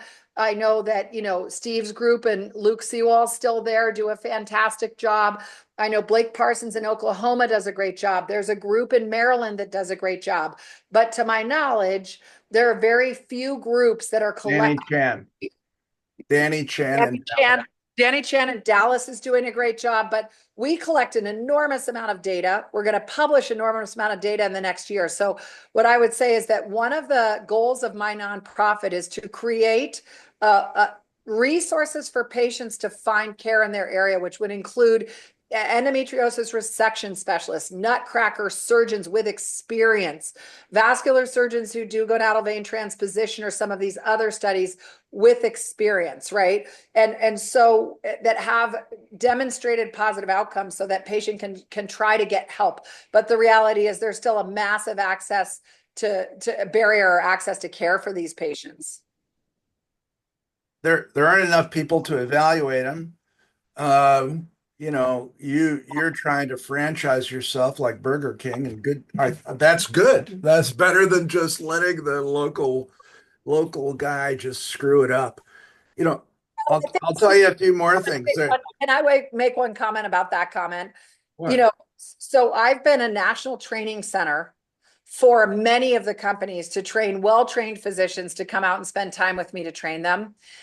Working these people up, understanding them is so complicated. Most of them go back and just start referring the patients because it's too much to learn in a couple of days. So in fairness to me, I tried to train a lot of the country, then people that were interested, and I am still doing that, and I am willing to do that.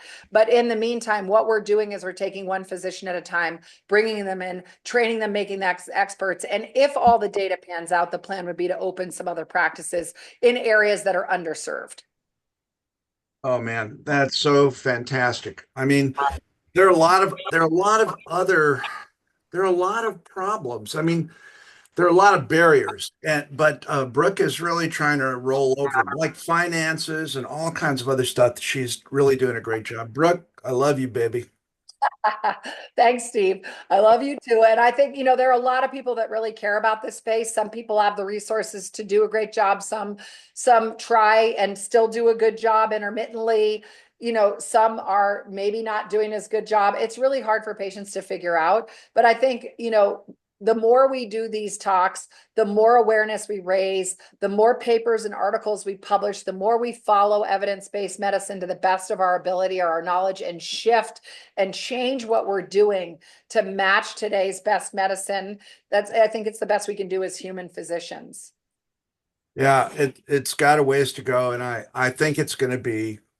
Everything has been positive. I think everything is fitting together, and thank you for giving us an update in the present and future. That makes an old man's heart glad. Dr. Spencer, I just want to make sure that if you're chatting to the panelist chat, that it's set to all hosts and panelists, not to just one person, because I don't think we're seeing all of your messages. Oh, okay. I'm a little old and I don't even know how to do that. There are messages? If you open up the chat for the panelists, at the bottom, it'll say, who is it to? And you'll have a choice of host and panelist or to a specific panelist. This is not open to the major audience. They have to use the main Q&A. So I'm going to turn it over to John. John Houghton is our medical director for Renegade Research, and he's going to make his comment and maybe ask our other panelists if they would like to speak up. Sure. This is first, thanks for obviously first taking the time to do this and to put the data together so there's something really measurable and you can see across these different syndromes. And something that came to mind, and there are a few questions in the comments in the panelist side, that if stasis and low flow sits potentially a part of the core, And fixing the congestion by stenting in the pelvic veins has these wonderful results. Are there other places where there may be areas of local congestion that could also be a place that's generating some of these biochemical, CGRP or other things that may be causing problems? And one person brought up the thoracic outlet. Is there something up in the brachial plexus? And then Dr. Smith, you talked about the issue where people went to stent jugular veins, and that didn't work out as well. So just open it up with that a little bit. I think Well, the jugular go vein. ahead, Brooke. Well, with the jugular vein stenting, weren't they largely just doing angioplasty? And I think what happened is people were just doing angioplasty of the jugular vein. There was some stenting as well, right? But I think it's a big stretch for angioplasty a jugular vein to be curing multiple sclerosis. So I think what happened is when they finally did the prospective randomized sham trial, it didn't demonstrate a benefit. And a lot of people had opened centers and started doing this all over the place. That's why I feel like personally, for better or worse, we should concentrate the experience at centers of excellence that are planning on publishing and doing the data and reporting out on the outcomes before we start spreading this out everywhere until we really know what's working and how to keep these things open, right? Also, Dr. Arcott, who is a neurologist who does interventional neurology in Long Island, I just spoke to a few weeks ago. He's done 75 patients with brachiocephalic vein stenting in the chest for the neurologic problems, had a lot of benefit there. I think he's going to be publishing that data. I know that Dr. Hepworth here, Dr. Ferdinand Huey in Hawaii, and there's an excellent neurosurgeon, I'm just blanking on his name, at Wake Forest, who've been doing a lot of Eagles syndrome and surgical decompression of the brain and things, have had some good outcomes. Those guys just published 9 patients with nickel allergy having stents placed in the dural sinuses with positive outcomes and not having any problems. We're doing a study right now on nickel allergy, whether that's a problem or not. I mean, there's so much that's unknown in this space. It's challenging, but Yep. I'll let Steve take another whack at answering the rest of that as well. Yeah, I mean, there's more stuff that continues to come out. But here's the interesting thing. So before I even knew what this stenting the jugular stuff was about, I had patients calling me. They said, "Oh, Dr. Smith, there's a phone call." And somebody says, "Do you do this procedure?" I said, "No." And so this was real patient driven, and the desperation of sick patients, really, we're human, that can drive us to, it shouldn't drive us to do stuff that is, totally unproven. Who knows? It may turn out that this, opening up high venous pressure from blockages and stuff, like, we can do it. We're plumbers, we can do a lot of stuff. So I'll just look forward to seeing more results. And we have the tools to do a lot of stuff, man. It's amazing, isn't it, Brooke? Yeah, it is. And Sure. I met a woman from Mexico, a surgeon who calls herself a neuropelvologist. So there's a lot of research in Mexico and Argentina and in Germany and some in the US, where some of these endometriosis excision specialists have now moved on to doing giant surgeries in the pelvis to do nerve decompression for chronic pain. And when they're in there, they're doing EMGs and they're seeing compressive nerve physiology. And when they get in to open up the neurovascular sleeve to decompress the nerve, they're finding all of this vascular congestion. And so the problem is we have specialists all approaching the same problem from different sides. But to me, having a massive surgery to decompress the nerves is a lot more invasive than fixing the underlying congestion that's causing the compression of the nerve. However, have either one of us yet really proved that that's what's happening? No. So we need to keep working. Why don't we invite Dr. Knight? Thanks for coming up on the video, just to share some of your experience as well and perspective on what we've been seeing. Well, yeah, sure. And thank you, Steve. I enjoy it as always, every time I have something to learn from you. So, and now I'm so glad to see that so many others are able to benefit from that as well.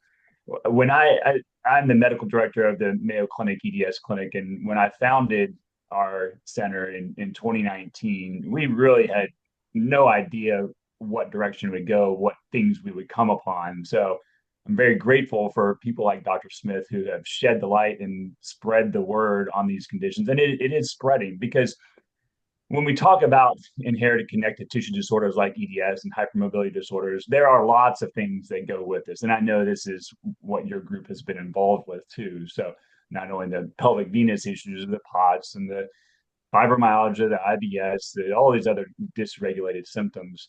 So when we find something that can actually have a widely systemic effect, as Dr. Smith has showed the data on, then it's really, I mean, it's a boon to our patients and also to us to be able to achieve the results that we look for.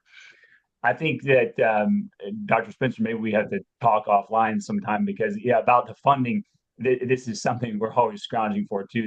There are some resources of extramural funding too, though. So we had put in the PCORI grant not long ago for a $2.5 million study on doing trials with these with Dr. Knudsen in Arizona, and it was not awarded the first go around. So what do you do if you first don't succeed? You pick yourself up and try again. So here we are in the next phase of that, and I hope that it will be successful, because we know that the data is important, and for all those reasons that I agree with all the panelists here, that if we have evidence for this, others, and that we can show that there are some who are a little bit more hesitant. Steve, I think you hit the nail on the head, that they maybe had some past scares of interventions that didn't go so well. So there is a hesitancy. I see that across our institution and others, where these patients sort of shop around. Let me say something about the Mayo Clinic. I don't want to diss the Mayo Clinic, but I mean, I've heard some real sort of weak sister stuff from some interventional radiologists at some Mayo clinics. Grace is great. You got a good guy down there. But the thing is, I really believe this, and I don't know if Brooke will back me up. You got to be aggressive in this. You got to figure it out, and you got to help these people. Okay, you gotta know what you're doing, but you can't just like put a couple of coils in the gonadal vein and go, well, it didn't work. Go back and see your doctor. We would see our patients in consult. We would see the patients in follow-up ourselves. And some interventional radiologists are not very clinical. I just have to admit it. And Steve, not Brooke.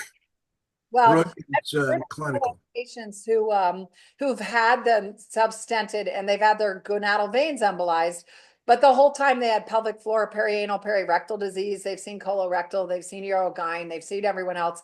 And so, we didn't invent it. Kathy Gibson's been doing this forever. Steve's been doing this forever. But when we talk about deep pelvic floor embolization, we're not talking about taking a butterfly needle in the office on a visible varicose vein on the vulva, on the labia, and injecting a little foam. We're talking about taking a 21 gauge needle with ultrasound guidance between the legs, sticking the deep pelvic floor veins, doing a venogram to light up the labia and the pelvic floor with varices, coming from above and finding the feeding internal pudendal veins, blocking those internal pudendal veins with coils or a balloon occlusion catheter, and then treating the entire pelvic floor varices. And so that's not being done in very many places. And so there are a lot of places that have kind of partially treated the pelvic venous disease. And unfortunately, with venous disease, you really have to treat the whole thing if people are persistently symptomatic to get to the other side. And sometimes it takes more than one procedure. And the saddest part is that 37241, which is the code for embolization, is not covered by 50% of insurances, but it is by the other 50%, which boggles my mind. Because if CMS says this code should be covered and there's enough data to support it, if our society says this code should be covered and there's data to support it, I still don't understand how half the insurance companies get away with denying treatment for patients. Yeah, that's just another one of the barriers. Years ago, I went down to Blue Cross Blue Shield for 5 states and went into this room with a bunch of people like a star chamber who decided what was going to get paid for in Oklahoma and Illinois, Montana. It was like a weird experience, but it's like, man, it's like you got to go through 8 security checkpoints to get in there. It's No wonder they shot that guy, I mean, it drives you crazy. Yeah. And the other thing is that Petra Klinge at Brown is a brilliant surgeon doing a lot of stuff with occult tethered cord. I mean, there are pockets of excellence of people all studying different areas in this. I've probably had at least 25 patients see her after failing treatment for pelvic venous disease, because only about 80% of patients get that clinical improvement, which means there's something else in those other 20. But she's had great success with helping people. And I talked to the guys at Mayo literally yesterday, and they said that they don't believe in occult tethered cord. And if you go there, you won't get trained. So it depends on where you go. So, I know there's excellence at Mayo, there's excellence at Cleveland Clinic, there's excellence at Hopkins, there's excellence at Stanford, and pockets all over the country. But unfortunately, there isn't a center of excellence that I know of in the country that's doing all of it. And and integratedly doing it together. Well, the Mayo Clinic is supposed to do that. And there's so many parts, and so many things are so new. And so, I mean, that's what I would say. I would continue all to continue the work you're doing and provide the data and evidence that we share with others to here and elsewhere. So thank you for that, Steve. Excellent presentation. Thank you for letting me join today. Thank you. And I want to say Dr. Knight is one of the good ones. He's a smart guy. He's open-minded. He's humanistic. He wants to help people. So, we all learn. And I don't know. I don't know. I'm just a radiologist. But thank you, Brooke, for taking over. And anybody else got any questions? I think Elly has a series of questions that the folks online have asked, and sometimes they're comments, sometimes they're questions.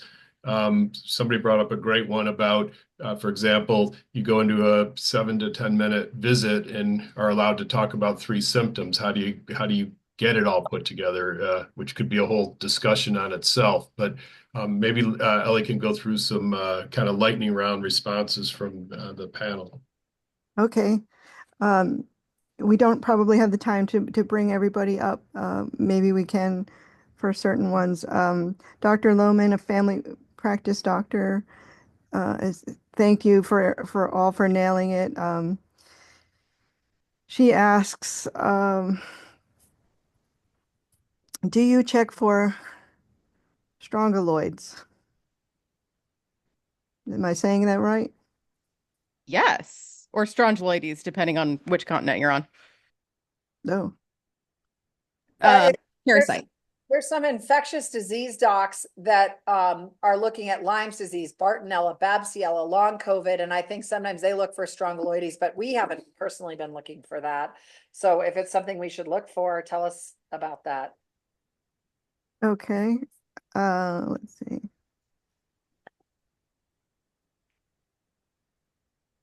Can there be pelvic vein congestion in POTS without pelvic pain? I think you covered that, but the answer was yes. Yeah. Okay. That's one of the big questions, isn't it? If pain is, if, people come to our attention because they have pelvic pain and say they have a bunch of weird veins or narrowings, but they don't have pelvic pain. I don't know. If you look at male varicocele, guys can have an enormous varicocele and no pain at all. So the size of the veins, are the veins distended, et cetera, et cetera. But if whatever is causing that is also somehow creating a stagnant pond of blood that ain't going up to the brain. So I don't know the answer. Brooke, do people with no pelvic pain? Oh yeah, I'm sure there. So with the long COVID patients, the vast majority of patients, especially in men, we see they get the brain fog, fatigue, they get shortness of breath with normal pulmonary function tests, normal echocardiograms, they get back pain, sometimes groin pain or pelvic pain, but more often bilateral lower extremity neuropathy. And so they don't have any pelvic pain, they don't have any of that. And that may be, I mean, Dr. Vaughn just sent me another article today. I haven't had a chance to read about how he thinks the spiked proteins are attacking the endothelial lining, causing this vascular pooling, uncovering previously compensated underlying venous obstructive pathology. I mean, it's very complicated. for all of this. But I think, we do 1.5 hour long visits for every new patient consult. We don't have a visit in the office, even a follow-up less than a half an hour. We have a pre-filmed video of all the pathophysiology and everything that I put together for patients to watch. We show them the anatomy. We go over everything from head to toe, and we have a full-time employee who goes through 250 pages of records on each one of these patients and pulls out what their evaluation has been from GYN, what it's been from GI, what it's been from neurology, before we even see the patient. So I think you're right. There's no way for a patient to have a visit with a doctor that's less than about 2 hours worth of time and preparation and actually get anything out of it when they're this complicated. And just very briefly on the impact of some of the infectious side, if you look at the innate immune system and its receptors and its danger receptors, the ones that kick off Lyme, called the Toll-like 2 receptors, and the ones that kick off COVID, the Toll-like 4 receptor, where the spike can connect in there. Other things can also. It's the receptor that gets going when with lipopolysaccharides and gram-negative bacteria. But the point is that there's a common pathway that comes down underneath that lights up ultimately NF-κB and the cytokines and the inflammatory components. And that can also be lit up in a place where there's hypoxia in the microvessels, where there's no oxygen, and that also drives something. It drives something called HIF-1 that into the nucleus to kind of move to the inflammatory versus the building side of the balance with the white cells, and probably does it to get vascular growth factor out there to bring in new blood vessels to where hypoxia is existing. So it kind of makes sense. But there's a whole microcirculation piece that once you start it and block blood flow will self-sustain inflammation. And if you get rid of the hypoxia, it'll reverse. And so that could happen with flow or other things. So yeah, that microscopic level is where I need some education. So I need to come and hear some talks on all of the, maybe even get Dr. Vaughn to talk about, what is happening on a microscopic level in these patients. I know he's doing electron micrography. I know he's looking for plasminogen activator inhibitor deficiencies, which is a genetic problem in the fibrinolytic or the unclotting pathway that we haven't really studied. Addressing the inflammatory side of things, addressing anticoagulation side of things. And then when those patients don't get better, that's when we look for the vascular stuff. But I clearly have as much to learn as everybody else does here in different spaces. So I think, I really applaud you guys for facilitating and putting on these talks. These are really important. And it can be both. I know clinically I had a patient that responded really well with some of the anti-inflammatory treatments, but also when he had pelvic radiology done, he had congested veins. They ended up ultimately clearing out over time. He didn't have an intervention for him, but maybe that would have speeded up his recovery also. So. There are a number of questions about, let's see, there are about 50 or 60 questions and comments, so I'm going to try and blitz through them. And there's some questions about what about the name syndromes like Nutcracker and May-Thurner, and when things are positive, what about anticoagulation? There are a number about comparing and contrasting different pain syndromes, whether sciatica or other pain syndromes. People using AI agents to kind of learn more about this.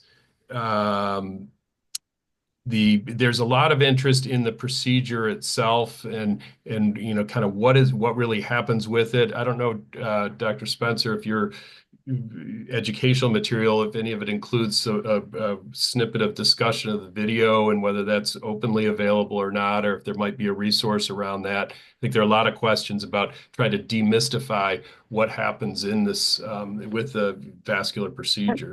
Dr. Spencer has a 6-minute video on YouTube that interviews a patient that goes through it, describes the whole thing. I'll get the link and ask Tess to put it in the chat for everybody.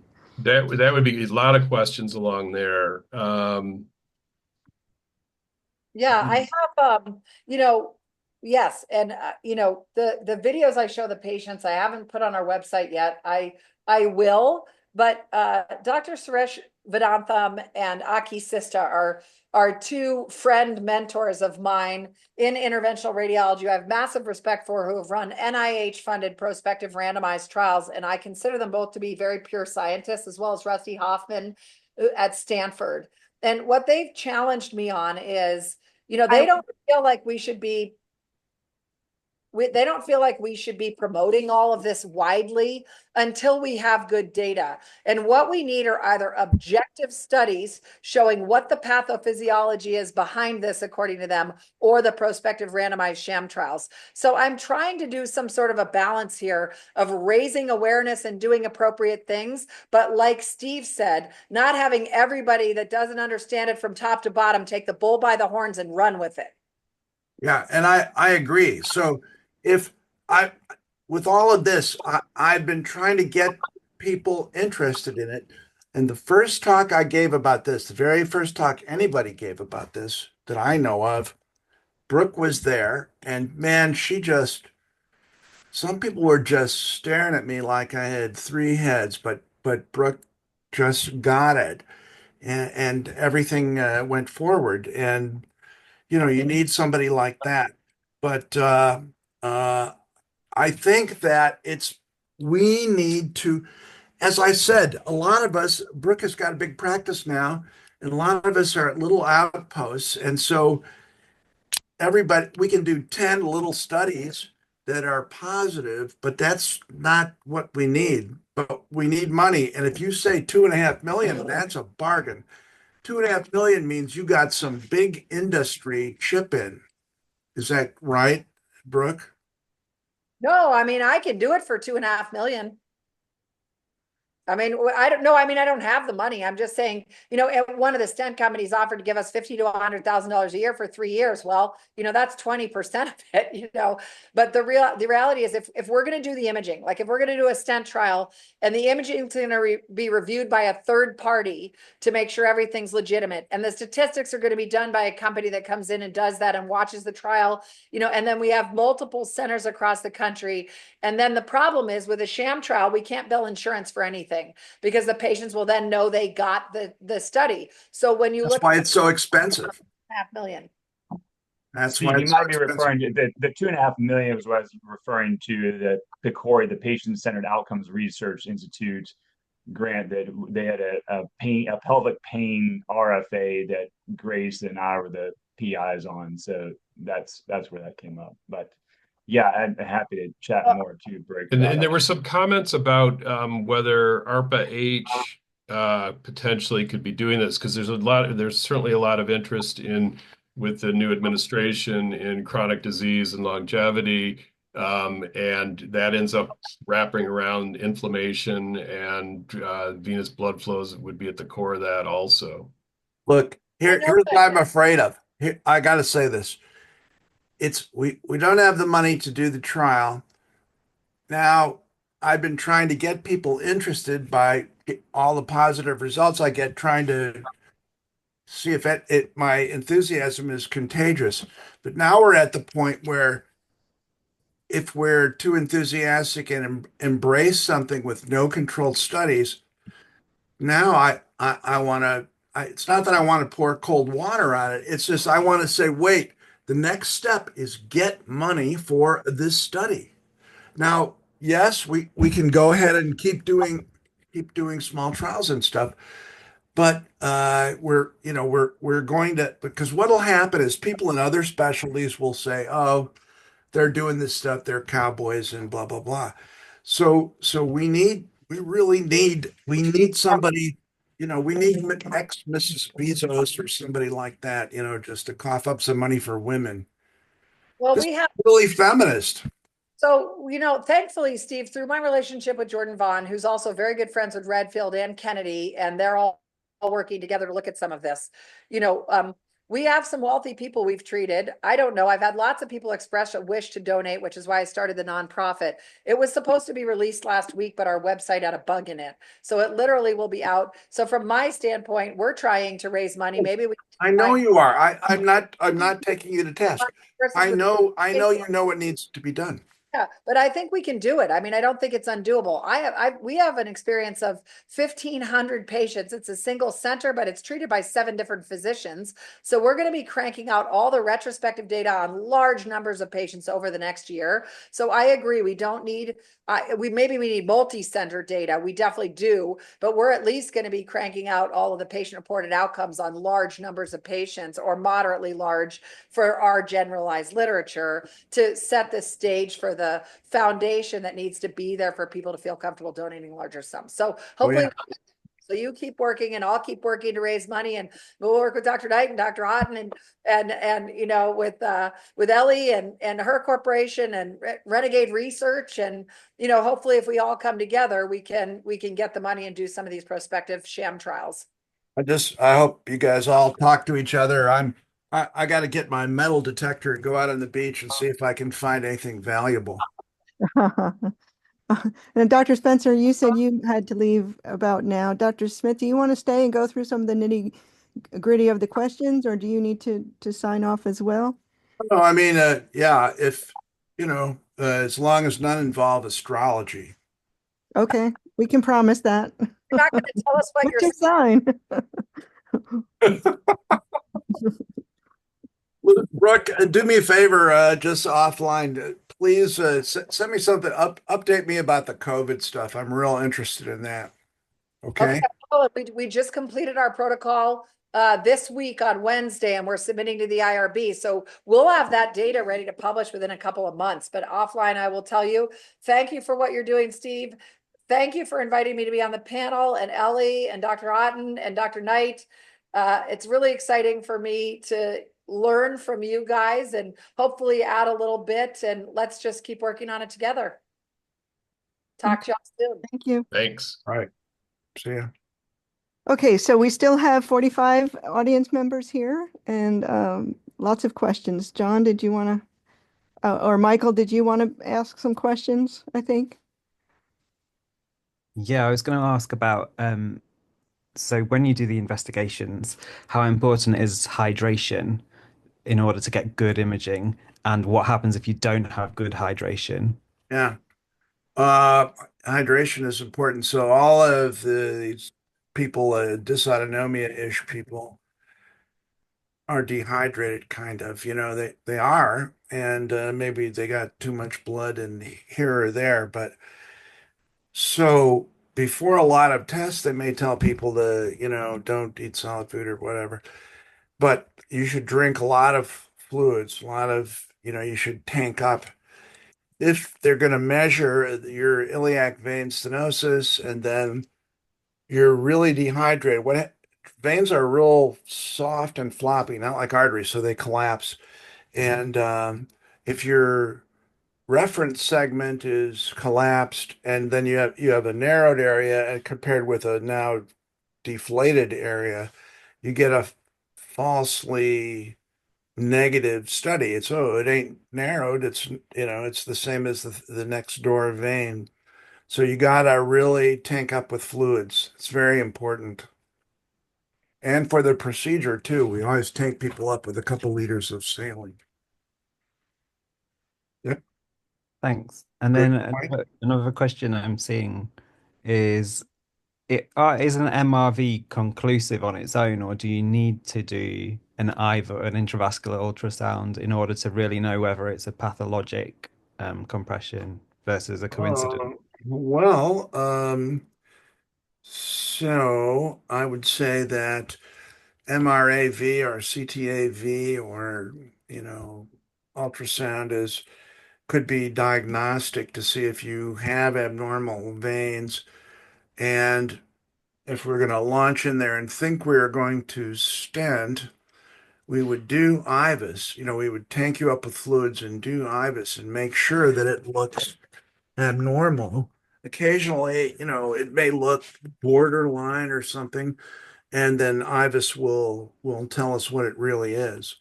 IVUS, there's a study where they showed that IVUS and CTAV planning agreed pretty well. Occasionally, you go in there and the IVUS, it just doesn't look that bad. So maybe they were dehydrated, who knows what, but it's used, IVUS is used not as a screener, but as a guide to intervention. But every once in a while, it shows us that we shouldn't be doing something. Mhm. That's all from me, Elly. Okay. Okay, Thank you. one question we have is this truly outpatient? How long are people in this procedure? That is an excellent question. And I would say the answer is that it may be outpatient. If somebody is just getting a stent, yes. If we're doing a lot of embolization, sometimes we keep them overnight. Some, I would say this, we used to use these stents that were made out of steel, and those caused a lot of back pain and wall stents, they were called. But with the nitinol stents, they seem to grab pretty well, but they don't cause as much stretching and pain and stuff. So the prolonged pain after stent placement just vanished in our little series after we switched to these sort of softer, springier stents. So people with Ehlers-Danlos syndrome sometimes have a problem with sedation and pain. And there are a lot of papers about it, but man, I've seen it. So when we used to use the metal heavier stents, we sometimes would have people that would be in the hospital for a couple of days. We just didn't understand what was going on, but they had Ehlers-Danlos syndrome, and they, like on some of them, it seems like local anesthetic doesn't work. A lot of stuff. It's very funny. So that's my only caveat. Okay. Do you measure CRPs in patients? No. Okay. Uh, I'm a plumber. Dr. Sischlau commented that it was a great talk and he liked seeing you. As he is not retired, he had to step out and do a case. So he's in Chicago, right? Where he used to. Oh, Dr. Oh, Sikla. Sischlau. I showed you a picture of him in the beginning. Yeah. He helped me write the questionnaire, which is, really has changed a lot of things. He's a brilliant guy.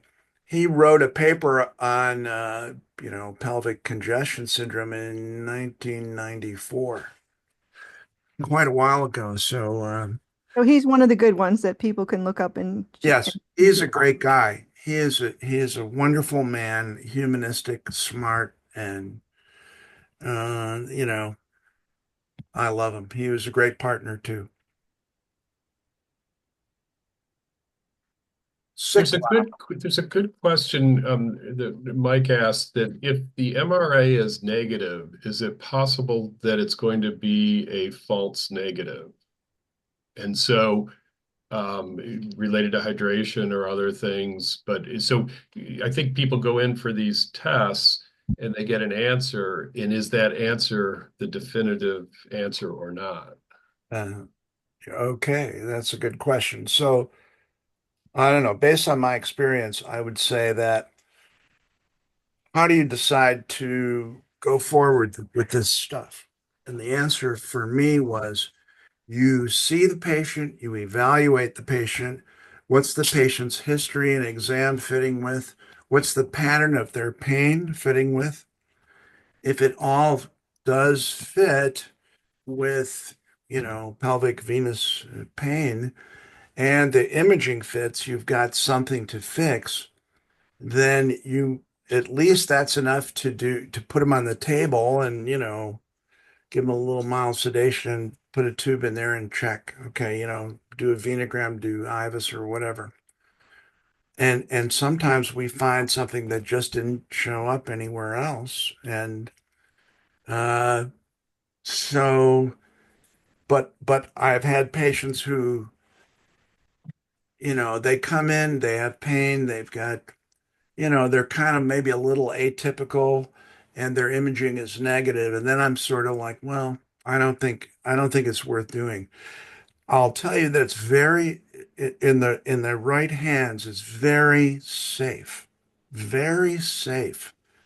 And um it you can screw up anything and you know it people that know what they're doing, really it's extremely safe, so we don't worry about doing it from the point of view of like, oh, we're going off the cliff here. But we don't want to, put I don't want to put a stent in a young woman who I'm not sure about it. So let me give you an example. So a 17-year-old woman, girl, comes in. She has chronic fatigue, POTS, orthostatic intolerance. She passes out. She can't even make it through movie night with her family. She's never, she doesn't go out. And, she comes to see me. She's on anti-migraine meds like Depakote, big guns. And she's like, Dr. Smith, I am tired all the time. That's the way she talked. It's a young girl. So sure enough, she had dilated ovarian veins. So we went in and embolized the veins. And I was worried about her. And then I ended up calling her house. So she's 17. Now I'm thinking I'm doing this unproven weird thing on a 17-year-old girl. And her mom said, oh, she's not here. And I said, oh, I'm like, is she at the hospital? She goes, oh, no, she's at the mall. And I said, oh, okay. And then she said, no, you don't understand. She's never been to the mall. So then she was taking riding lessons and all this stuff. So there are cases like that.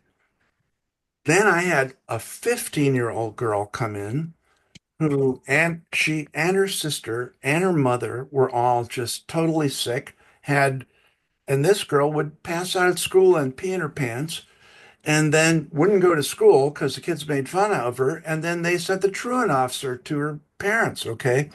She's 15. And I just stopped because here I'm kind of, it's fine to say you're out on the cutting edge of something, but now uh, I wouldn't have a leg to stand on if something went wrong.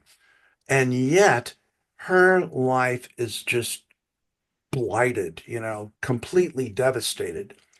So, I don't know. I found myself, I didn't have anybody else. I didn't have anybody else to talk to about this really in the beginning.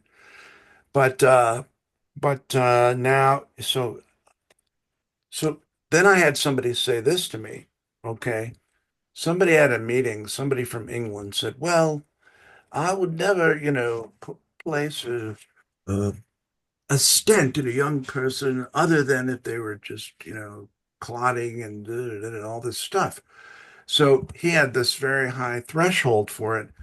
And then I thought, well, okay, this 15-year-old, her iliac vein is occluded now. It ain't got no blood flow now. Get it? So it's So, not going to get worse.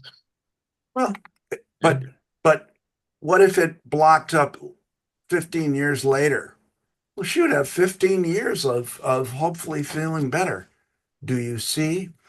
So the balance of how sick the patient is and the risk of doing a procedure, this is piling more on the misery index of the patients from even just pelvic congestion. That causes a lot of pain. Well, and people suffer. This poor girl, her whole family, I mean, the police are showing up at her house. They would go to see a movie at the movie theater. She would just fall asleep immediately. And then they would have to carry her home. And then she might, pee in her pants in the car. So that's her life. She's a 15-year-old kid. but I couldn't bring myself to do anything now because what I think I can fix or I think I can cure, but I couldn't bring myself to do it. 17 is the youngest that I've done. So a lot of, I think you see my problem. You want to do the right thing. You want to help people. You know what I'm saying? So it's That was a a lot of very tricky helpful stuff. discussion. Huh? It was a very helpful discussion. It looks like I think Cheryl has some questions. Cheryl, where are you? I'm on the panelist Oh, screen hi. at this point. Hello, I've been watching as a participant for the last couple of hours, and yes, I have many, many questions. And I just specifically Penny? many, yes, you can see them all in the question and answer. To give you a quick background, I'm trained as a medical doctor. I've been retired for over 10 years due to similar symptoms. And an electrical engineer. I invented a medical device that I got an issued patent on, and then got funding from the National Science Foundation to develop the prototype. And so I'm an entrepreneur, engineer, doctor, and depending on the day is the whatever cap I'm wearing for the day, and also involved in long COVID advocacy. And I'd like to say thank you, Elly, for posting this on the group chat, because I was really hoping to be able to be here. So that's my background. And then my question is, what is my most pressing question? I think my most pressing question and concern would be the status of funding at this point.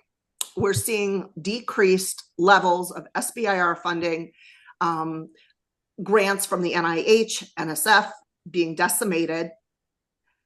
We're going to have to go to the private sector, as you've already figured out. And what I'd like to see from you is a menu of items. How much is it going to take to get what impact? And so a donor can go to their own level. And trust me, I know there are millionaires out there with these symptoms. I know this to be a fact.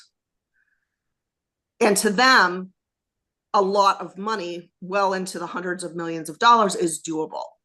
So you have to throw this out there and think big.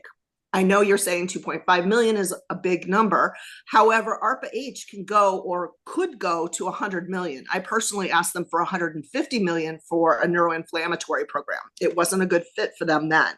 But what I'm saying is, put those numbers out there, say who can do what for what number, and can we get the financing so that they can support that level of funding. I was talking to somebody who knew the head of the ALS cold water challenge, and where that challenge failed was in the finance. It wasn't in the fundraising, it wasn't in delegating the funds, but it was bringing it all together and managing that level of money. Okay, Cheryl, we'll get you together with Dr. Smith to talk about this more offline. Did you want to ask any of your questions about the procedure, or? I would just say thank you for offering to put together a list of providers in the local areas. Elly, is there a question that you thought out of my many questions that would be appropriate for most of the audience? Well, you have the one about sleep apnea. Do you see sleep apnea as one of the questions in your questionnaire, or can we have your questionnaire, or do you have one somewhere? Yeah. So just let me say this about the questionnaire. The questionnaire was written a long time ago. When I look back on it, there are a few things missing that I wish I had put in. Like I said, questions about esophageal reflux, GERD, dyspepsia, nausea, weight loss, GI things. There's Raynaud's phenomenon should be in there. Other than that, it's pretty good. But it just is so here's what I did. I tried to take some canned surveys from different specialties and throw them in there. And then I looked to see what other things were linked to all those things. and weren't in there. And then that's the ancillary symptom list. So I put that in. So anyway, so that I did it, Mike and I did it, several years ago. I'm a freaking radiologist. What do you want? I mean, but the reason I did it that way was I wanted to at least have stuff from other specialties. So when somebody else from another specialty look at the results, they would go, oh yeah, well, I know. I see what that means. I know what that means. Otherwise, we're just doing crazy stuff, in the basement and nobody understands what's going on. So I try to create a sort of a bridge there.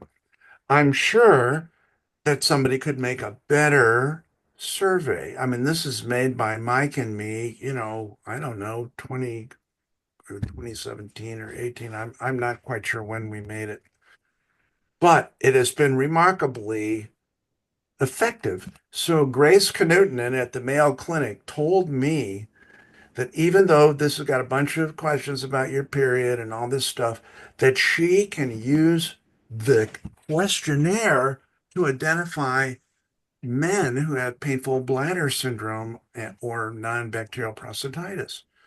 That questionnaire finds them out of a group of men. So it's you know it's 65 questions, like 4 pages. We could make it perfect. Look, I made it a long time ago, so I'm retired. But I mean, somebody could make a better one. Is that the best orthostatic intolerance questionnaire?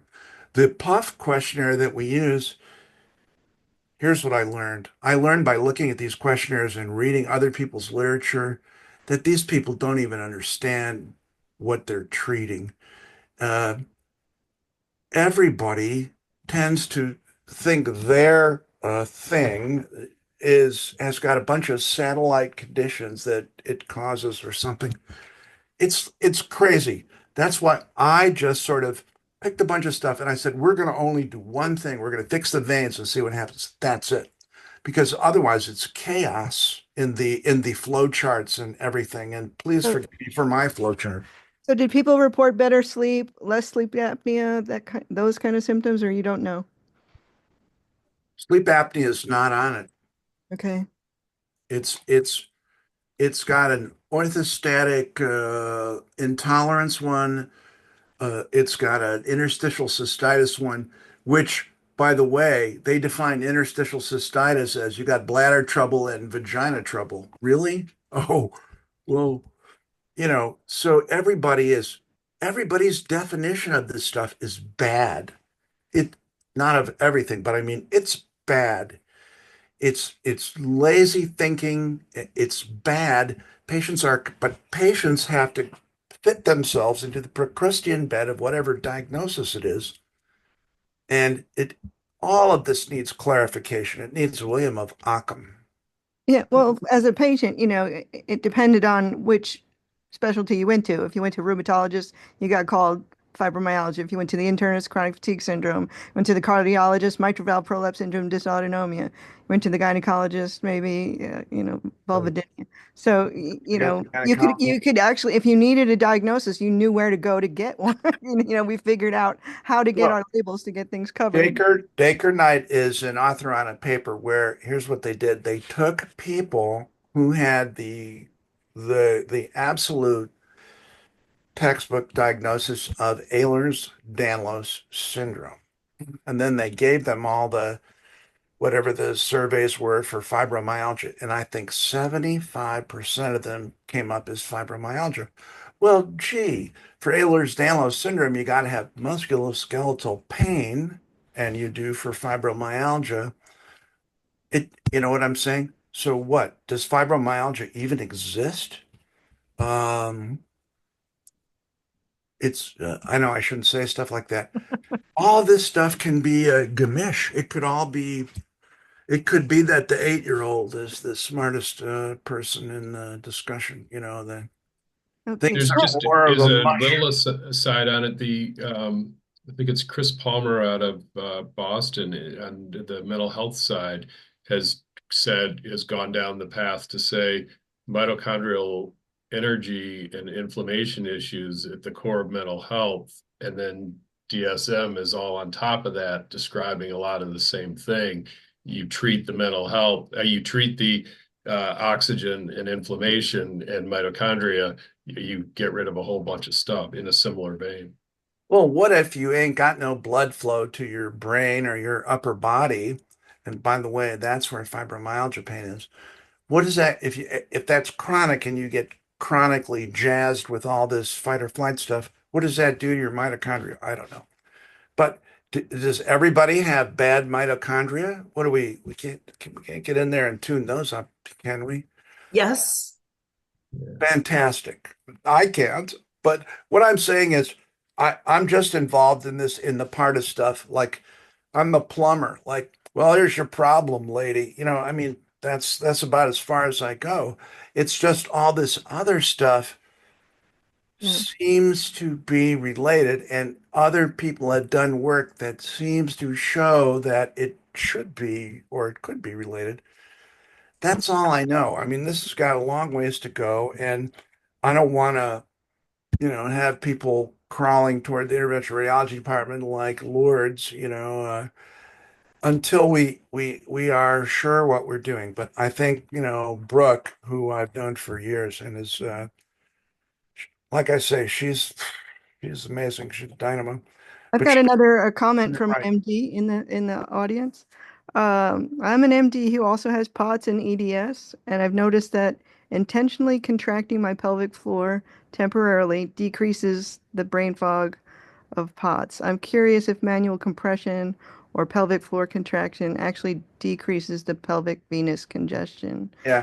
So there's an article called non-pharmaceutical treatment of, I think it's POTS or orthostatic intolerance. I know I've got a library of this stuff, which I'm gonna make I'm gonna make it so people can look at it, but it's called non-pharm, and what it basically is a whole bunch of stuff like, wrapping your legs around each other and squeezing like if all the blood is down there, going up and down your toes, do all these kind of maneuvers, raising your leg. So this guy Kui just did a study where he raised people's legs and he was monitoring their sympathetic outflow and just raising their leg and dumping a leg full of blood up into the central body. Boom, crash down sympathetic outflow, which means, you don't need to try and compensate for not enough blood flow. It's the emergency is over, right? Let's see if I can find that. No, there's a million articles about blood. Let's see. Boom, boom. Oh, I've got it somewhere, but so you could probably just look on PubMed. It's called non-pharmacological, I think, treatment of POTS, and it's when I read that, I thought, oh man, they're just treating POTS like it's a bunch of blood that's, it's like it's all down in your legs and you want to just squeeze it out. And people do things like get compression things to wear at night and there's all kinds of things and maneuvers to do it. So, I mean, having blocked or dilated pelvic veins, I mean, obviously you might have that or you might not have it. And if everything is stretchy, not only your veins might be stretching your legs, but your skin and everything too. So you're kind of like a water balloon. But I think it's collagen. I think that's the problem. So yes, you're squeezing stuff out of veins. Just go get your veins fixed, maybe. Well, yeah, in the meantime, and Dr. Rowe would teach us like to do the wrap your one leg around the other leg and squeeze like when you're waiting in Yep. line at the bathroom. But he Yeah. warned us of the side effect that everyone would point out where the bathroom was if we were doing that all the time. Yeah. Yeah. I'll tell you. So uh, I had a bunch of patients who would, would pass out, they'd get syncope, fall on their face. I had one woman who, whenever she sat in her car, she would go to sleep. And then so she would try and figure out how to drive, and she would be kind of flexing her legs to make it to work. When she got up and walked around, she was okay. Sometimes she would pass out and shake like this, and her neurologist goes, "Oh yeah, they're just trying to get blood going by shaking. It's not a seizure, you know." Or this can even happen if she was awake, which can't happen with the seizure, really. So the body might even do this sort of stuff itself. Do you see families, moms and daughters, that both end up with it? Is peripheral vascular disease a family trait that you might see in these people? Well, in the symptom thing that we gave to the online group, we asked them about hypertension and diabetes. And hypertension for women, I mean, hypertension and diabetes were not at a high level in this group. So given all the, gastroparesis or whatever, it ain't diabetes. So I don't know about arteriosclerosis. Remember, we did have patients that we did who were like in their 70s, several in their 60s, but mostly it's, in the childbearing years. At least that's who the patients we got. You have some of the best cartoons, Dr. Smith. We could probably do a whole couple hours on some of the ones that you've collected. I saw a New Yorker cartoon, and it was a woman laying on a couch, and she said something like, uh, my irritable bowel is bothering me. I would get up and go to the bathroom, but my chronic fatigue won't let me. This was a joke. Well, that's a pretty dark joke. But the thing that struck me was it was they wouldn't have put it in if it wasn't a joke that they thought people would get. And that, I mean, I think there are more people that have this stuff than I had thought. You know? Michael, did you want to ask your question? Yeah, have you looked at whether there's a higher rate of neurodivergence in those affected with these venous compressions? And the reason I'm asking that is because increasingly there's this link being seen between hypermobility, hypermobile ehlers and being common in neurodivergent populations. Oh, do you mean like ADD and stuff? Yeah, so ADHD, autism, Yeah, yep, connective tissue variation seems to be a thing in this population. I got nothing on autism, but we have a paper submitted about ADD and stenting reversing ADD. We have a paper. It's submitted. Mike Sicklow is in charge of that one, and but to tell you the story about that patient. But so here's the thing: you can find articles where they link some of these sort of uh, dysautonomia things with ADD, or Ehlers-Danlos link it with ADD. So what is ADD? Well, attention deficit disorder. So we had a patient who came in and she was this big, she looked like a chorus girl, really, really tall, and she was a teacher. She had to quit teaching. She had to quit grad school. And she said, "I'm smart, Dr. Smith." Another, and man, it was sad. We fixed her veins, boom, it was gone. So it turned out she had gone to a neuropsych doctor, boarded neuropsychologist, and he diagnosed ADD in her.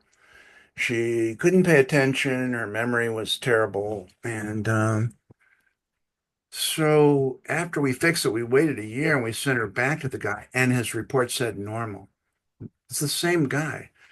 Well, does ADD show up in adulthood and then just turn normal? No, we're told that you're ADD your whole life.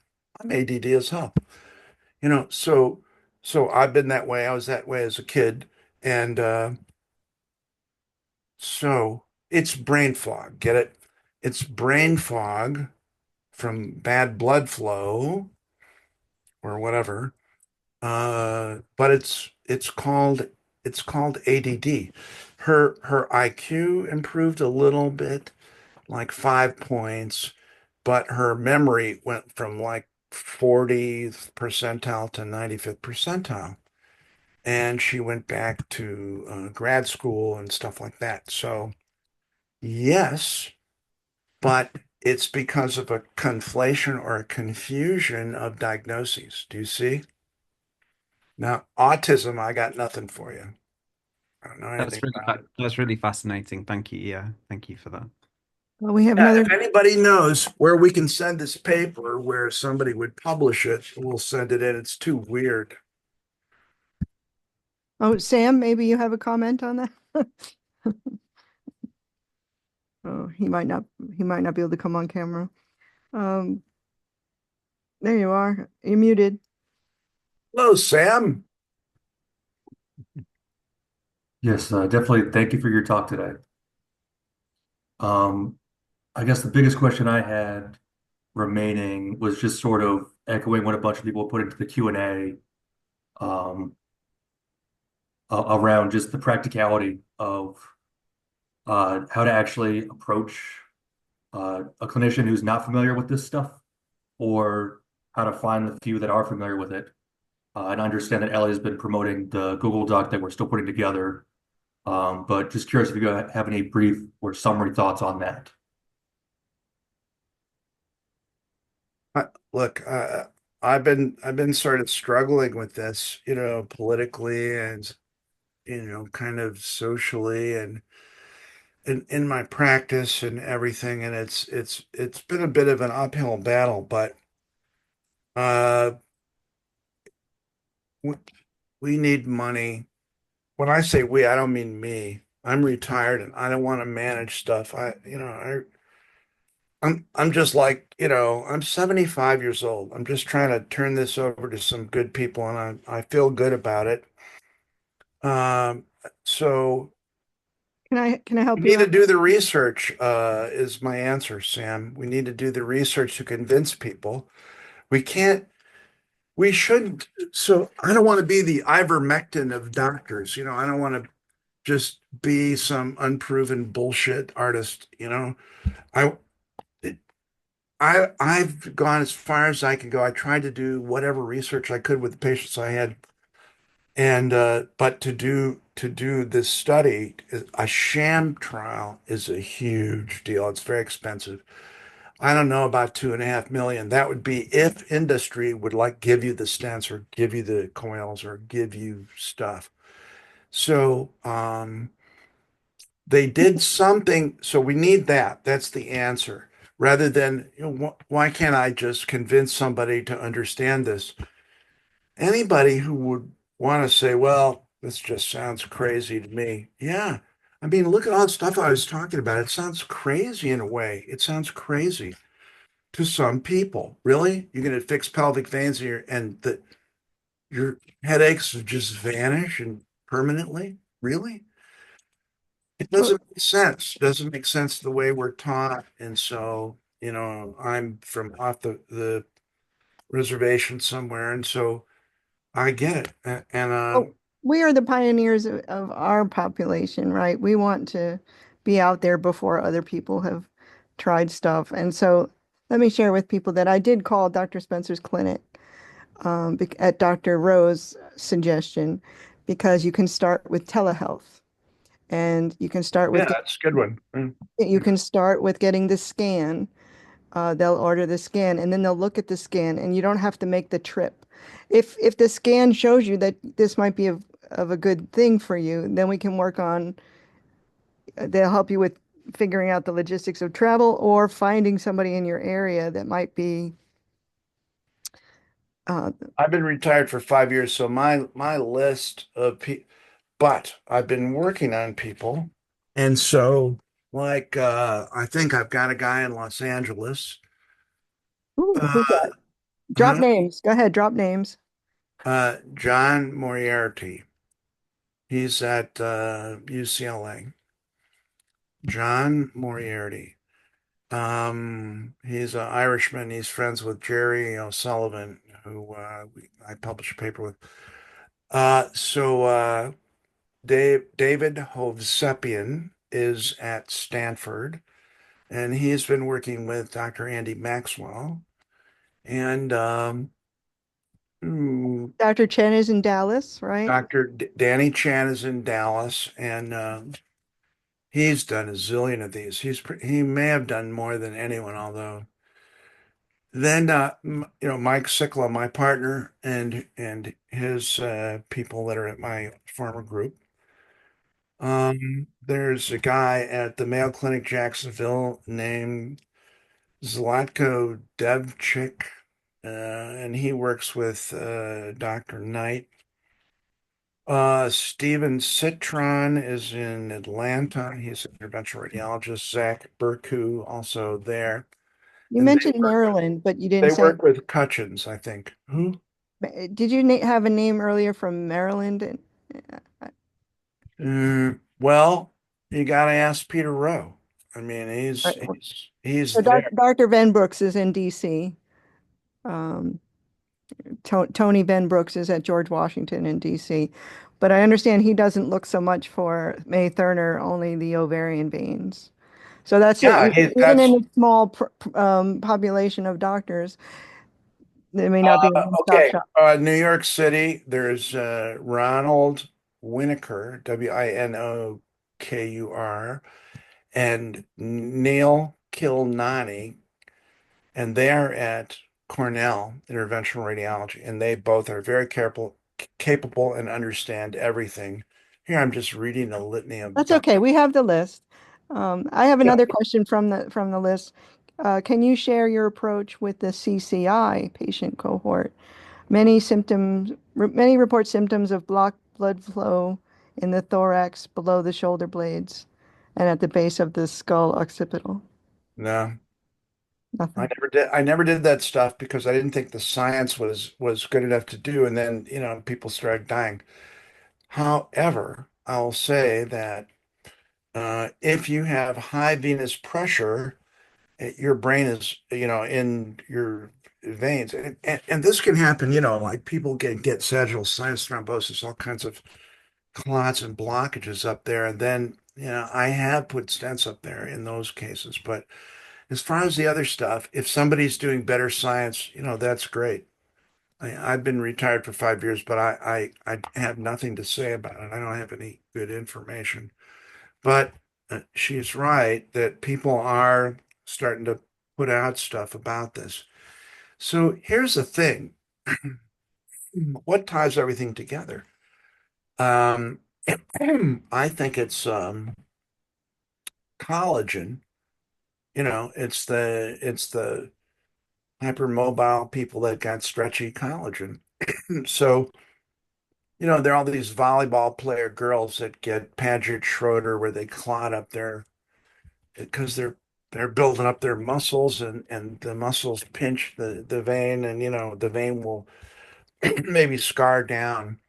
So if veins are sensitive and easy fragile, they're damaged easily. In some cases because they have what makes a volleyball player? They got long arms, like they're Marfanoid almost, some of them. So that's now you're into the collagen world. Do you see? So maybe what we're really looking for is not that it's dilative disease or obstructive disease or compression disease. Maybe it's collagen,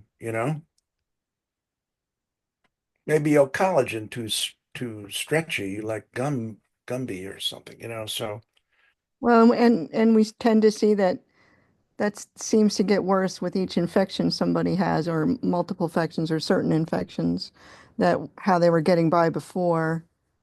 well, the geneticists, they I don't know, every time I read some, they're trying to figure it out, but even they're figuring out that if you have got pain and you're hypermobile, then you can have, HSD, and they can't really find, and that can run in family with EDS, and they can't figure out what the difference is. So this is beyond me. I mean, I'm just a radiologist. I mean, I'm not a geneticist.